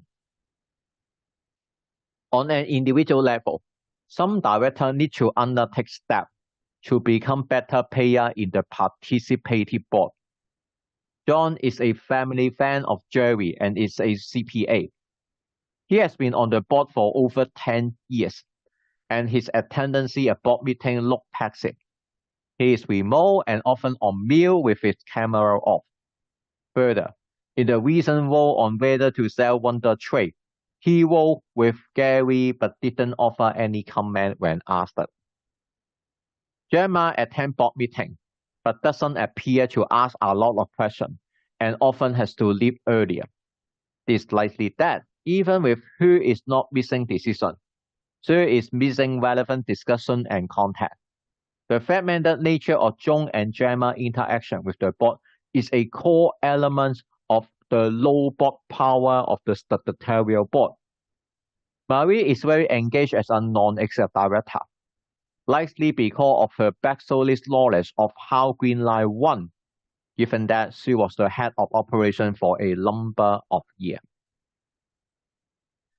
As a board, the director passive acceptance of Jerry's dominance in meeting witness their decision-making power. Non-executive directors in particular should bring challenge to the executive and carry a threat to facilitate it. Part 2 of Section C.2 of the Hong Kong CG Code set out the role and responsibility of the chair of listed company. It could be seen as the best practice for the company. According to the CG Code, the chair leads the board and is responsible for the overall effectiveness in directing the company. The chair should demonstrate objective judgment throughout his tenure and promote a culture of openness and debate. The chair facilitates constructive board relations and the effective contribution to all non-executive directors, and ensure that all directors receive accurate, timely, and clear information. Jerry dominating behavior as CEO is unacceptable for a cohesive participative board. The core relationship between Jerry and Nick requires work to ensure that the executive team presents a united form of board meeting. Nick likes to work on the detail of proposal for the board, but his lack of engagement with Jerry before meeting create unnecessary tension in the board. Greenlight board could consider undertake a board evaluation to understand each member's current contribution and their assessment of the board effectiveness. With this will facilitated by an external facilitator, this may further provide insight into behavior. Similar to question 1 and question 2, what you need to do is to provide a general discussion and description and how and why this culture model is important to the company. Again, please take a look on the snippets. After you understand the theory, then please apply everything to the case study, in particular focus on the question requirements, giving suggestions for the best type of culture. Recommend steps this could take to adopt the culture. Okay, so that's the reason why you can see the structured answer is very comprehensive to apply the cultural theory at the case study so that you can see the examiner marking scheme provide many information from the case study and then link up this to the board cultures. Okay, so that's the reason why application is very important in boardroom dynamic subject. Okay, now look at the question 4 in section A case study. In the case of your query, you discuss your role as company secretary and how you training on governance, strategy, and law that could provide influence with key member of senior management and the board. So please focus on influence. And Carrie has worked closely with the company secretary, and she has asked you to prepare the paper two key approach to leadership influence that could be considered and adopted by the leaders, and how the company secretary can use influence framework and informal influence technique. Okay, so when you see the examiner report, the most candidates attempt question 4, and the majority of candidates were able to explain at least two key approach to leadership influence, and those who relate those approach appropriate to the case study score a higher mark. Okay, so that's the reason why, so long as you are able to understand all the focus from the question answer should not be difficult for you. Think about how to present the answer on two approach to leadership influence and how the company secretary can use influence framework. Okay, first of all, there are 4 possible options which are outlined below. Okay, first of all, when you study the syllabus, we understand that is the SUCCES concept, which is published by Chip and Dan Head in 2002. And each letter of the Toronto refer to a particular characteristic. S stands for simple. Understand what core of your message is and then communicate this with an analogy. U stand for unexpected. Make your idea memorable by grabbing people's attention through surprising terms. C stand for concrete. Use concrete and sensory language to help the person paint a mental picture. C stand for credible. Link credibility from outside authority to your idea, including statistic or vivid detail. E stand for emotional. Appeal to people human value as this influence them more than rational number. Ensure you include what isn't in this for them. S stand for story. Share your idea through a narrative story to bring this alive. Okay, after we go through all of this theory regarding the leadership influence, then how to apply this theory to the case? You can provide a very comprehensive analysis on how to use this theory to the scenario. The head brother Chorkan could support Nick and his team to write and present a full paper for the strategic opportunity to sell Wonder Trade. As the outcome is more visible than other techniques in terms of influence. This could also work in any presentation to the board, including the recent issue of retention. Apart from SUCCES, look at another theory regarding the persuasion and persuasion approach. Canadian approach is the combined persuasion and persuasion. Based on his evidence-based research that influence is based on 6 key principles. The 6 key principles include reciprocity. People feel obligated to return favor performed for them. Second is commitment and consistency. People want to act consistently with what they have publicly said and done. Social proof. People look to other behavior to guide their own. Authority. People look to experts to show them the way. Liking. People want to say yes to those who they like. Scarcity. People want more of what they can have less of. In 2016, the second principle, unity, was added. Carnegie looked at the more we identify with others, the more we are influenced by them. His book makes the point that the best way to persuade is often not at the moment of communication, but in artfully setting up moments so that influence naturally follow the course intended by the persuader. Board meeting design is a core element of persuasion. Okay, after we go through all of this theory regarding the persuasion and persuasion approach, then how to apply this to the case study? The ideas of persuasion and artfully setting out movement for persuasion and communication is a core factor of what company secretary can do as an invisible leader. Creating opportunity for others to have a meaningful conversation or making a decision to move the situation forward is a skill. And at Greenlight, creating the space for Jerry and Nick to discuss strategy with one another before meeting could be a route to resolving some of the boardroom conflict. Apart from these two theories, you can also call Colden and Barford currency of influencing model. Colden and Barford identify 5 types of currency that are more often valued in organization. Understanding each currency and fasting one appropriate to the need of any individual or particular stakeholder group will enable leaders to deliver training more effectively. The first currency is known as inspirational related currency. These are related to inspiration, vision, and morality. People who value this currency want to find meaning and purpose in their action, and they may go out of their way to help if they know that something is the right thing to do or if this contribute in some way to a valued cause.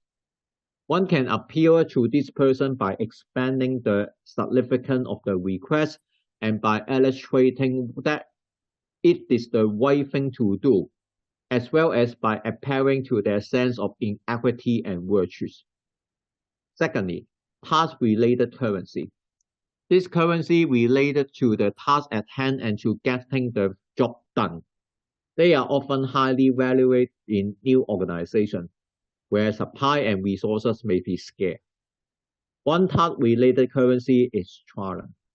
No one can use this currency to appeal to people who want to test or expand their skill or to work on challenging tasks and projects. The first currency is position-related currency. People who value their currency focus on work condition, reputation, and visibility. They value increasing data and can be appealed to through a public acknowledgement of their effort. The fourth currency is relationship-related currency. People who value relationship want to belong and will value being included as part of the cohesive team.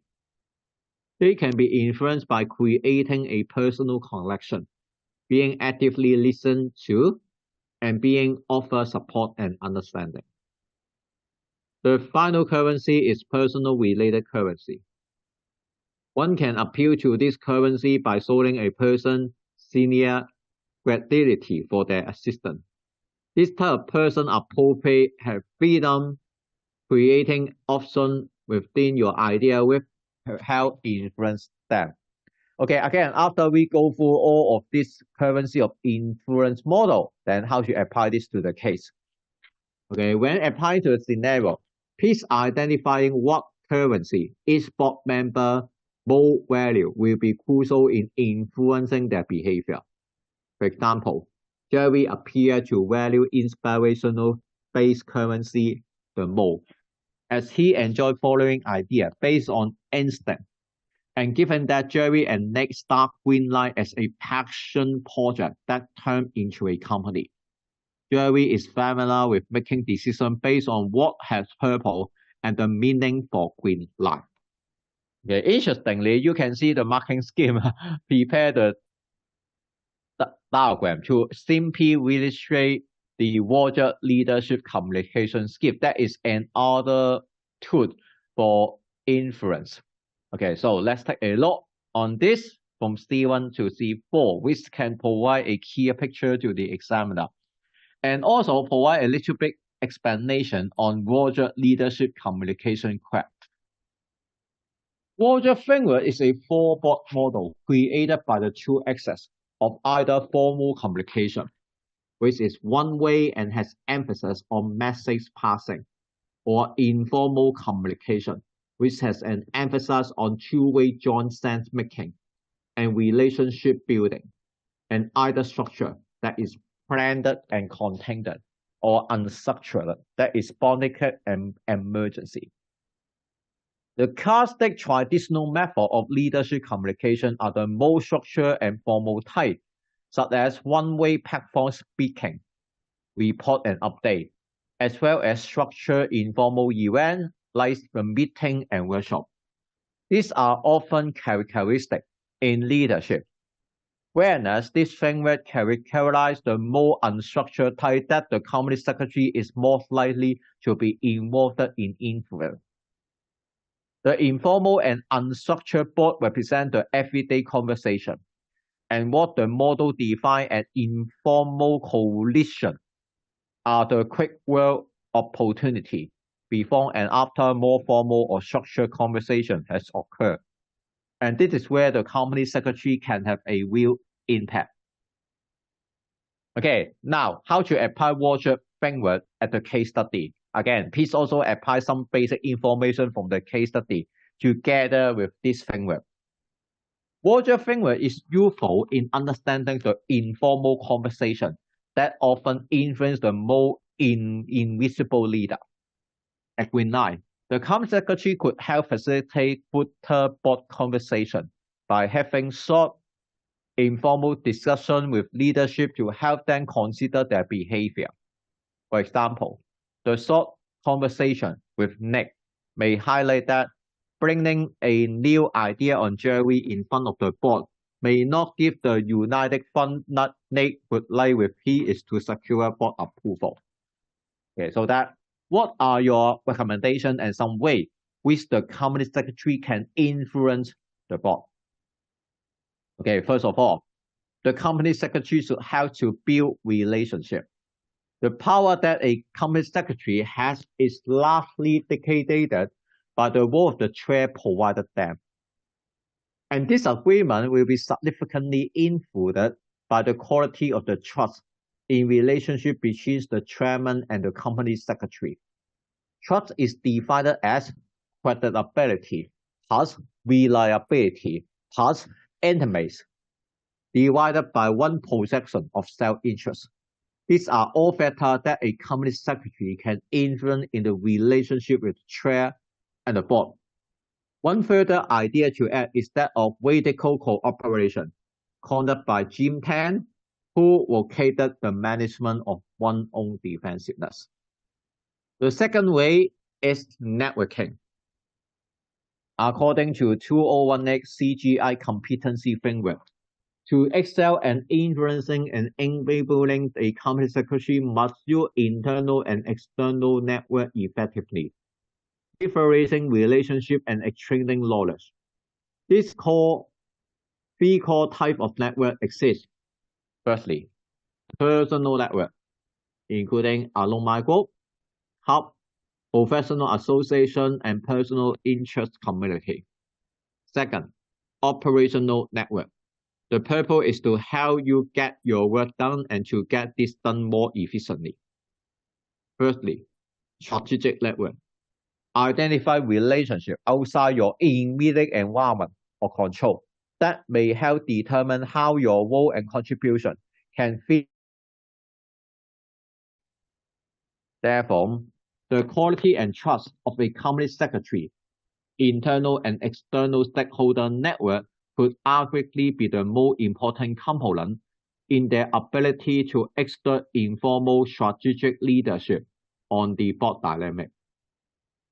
Networking can be as simple as going for coffee or digital and face-to-face networking, but this relies on openness and a willingness to ask questions and to be genuinely interested in the person you are talking to, along with being free with your time and resources. Then now, apply this to the scenario. As the company secretary, Your role and influence can be made or broken by the relationship and network you develop. The relationship with the chair is an important one, and grant the trust in this relation is the key to this success. Developing relationship and networking with each of the board members individually will help grant their trust and ensure you are landed on as an area of expertise when the board encounter problems. Relationships outside the board are equally important. Being well respected among colleagues will exist in colleagues opposing you with the board related topic and feeling the pulse of the organization. Okay, and other recommendation for the company secretary is acting politically. It is a political skill which was found to be more important than other traditional management skills like the technical, admin, human, and citizen skill for predicting overall managerial effectiveness. At Bottom Dynamics, being politically skillful is an important tool to support informal strategic leadership. Barry has developed a political skill inventory, which measures political skill along the 4 dimensions of networking ability, interpersonal influence, social appearance, and apparent sincerity. They define overall political skill as the ability to understand others at work and to use that knowledge to influence others to act in ways that enhance one personal or organizational objective. The study also finds that political skill predict both performance evaluation and career success. This may be the influence to test on oneself so that one can buy on strength, mitigate the weaknesses, and create an action plan for developing politically. Okay, and then another skill for company secretary is storytelling. One influence at least is the power of storytelling. Stories are most likely to be remembered than fact or figure alone this. And when you tell a story, your audience slow down to listen. Storytelling is a highly effective way to move people to action and is one main way in which we project our personal brand and credibility into the world. Great storytelling follows the structure defined in FATTAC formats. This will start with the initial exposition and then include raising action, a simulcandle in quantum and followed by following action and a follow resolution. The final skill is challenging. Company secretary should challenge the formal leadership, represented by the chair, CEO, and other stakeholders. In relation to the company secretary challenge is to resolve tension between being the invisible power behind the throne, that is, in the shadow of the chair, and knowing how to diplomatically challenge individual board members effectively toward high collective board performance. Then guide on how to diplomatically approach challenge. Commonly agree on Q-Man model, who describe 5 methods of conflict handling, including avoiding, sidestepping the conflict, accommodating, trying to satisfy the other person's concern at the expense of your own, compromising, trying to find an acceptance settlement that only partially satisfies both party concern, competing, trying to satisfy your concern at the expenses of others, cooperating, trying to find a win-win solution that completely satisfies both party concern. The model challenges us to know our intention when we enter into a situation of potential conflict. If we are able to take more a cooperative and assertive intent, then we are much more likely to find a cooperative solution. The company secretary has to find the balance between support and challenge, and between the ability to advocate and work while respecting another opinion. In conclusion, when we apply the theory to the scenario and the case study, understanding conflict and the varying degree of severity is crucial to being seen as a trust advisor in the role of company secretary. A number of small conflicts require different response so as to contain the conflict and to ensure response do not inflame the issue. Jerry and Nick, the agreement in the boardroom require informal private conversation and the comment secretary could be useful in guiding the conversation to the appropriate mode and direction. Okay, after we go through all of these 4 questions, this means that there should not be no problem for the student on the condition that you understand the question requirement. So that's the reason why student performance in this year is much more better than the previous year. Okay, after we finish and go through this part exam paper, we can finish today part 3 workshop. And I'm looking forward for continue part 4 workshop, which share with you the final part of the syllabus and also look at more past exam paper and share with you some ideas how to give answer to the question. Thank you.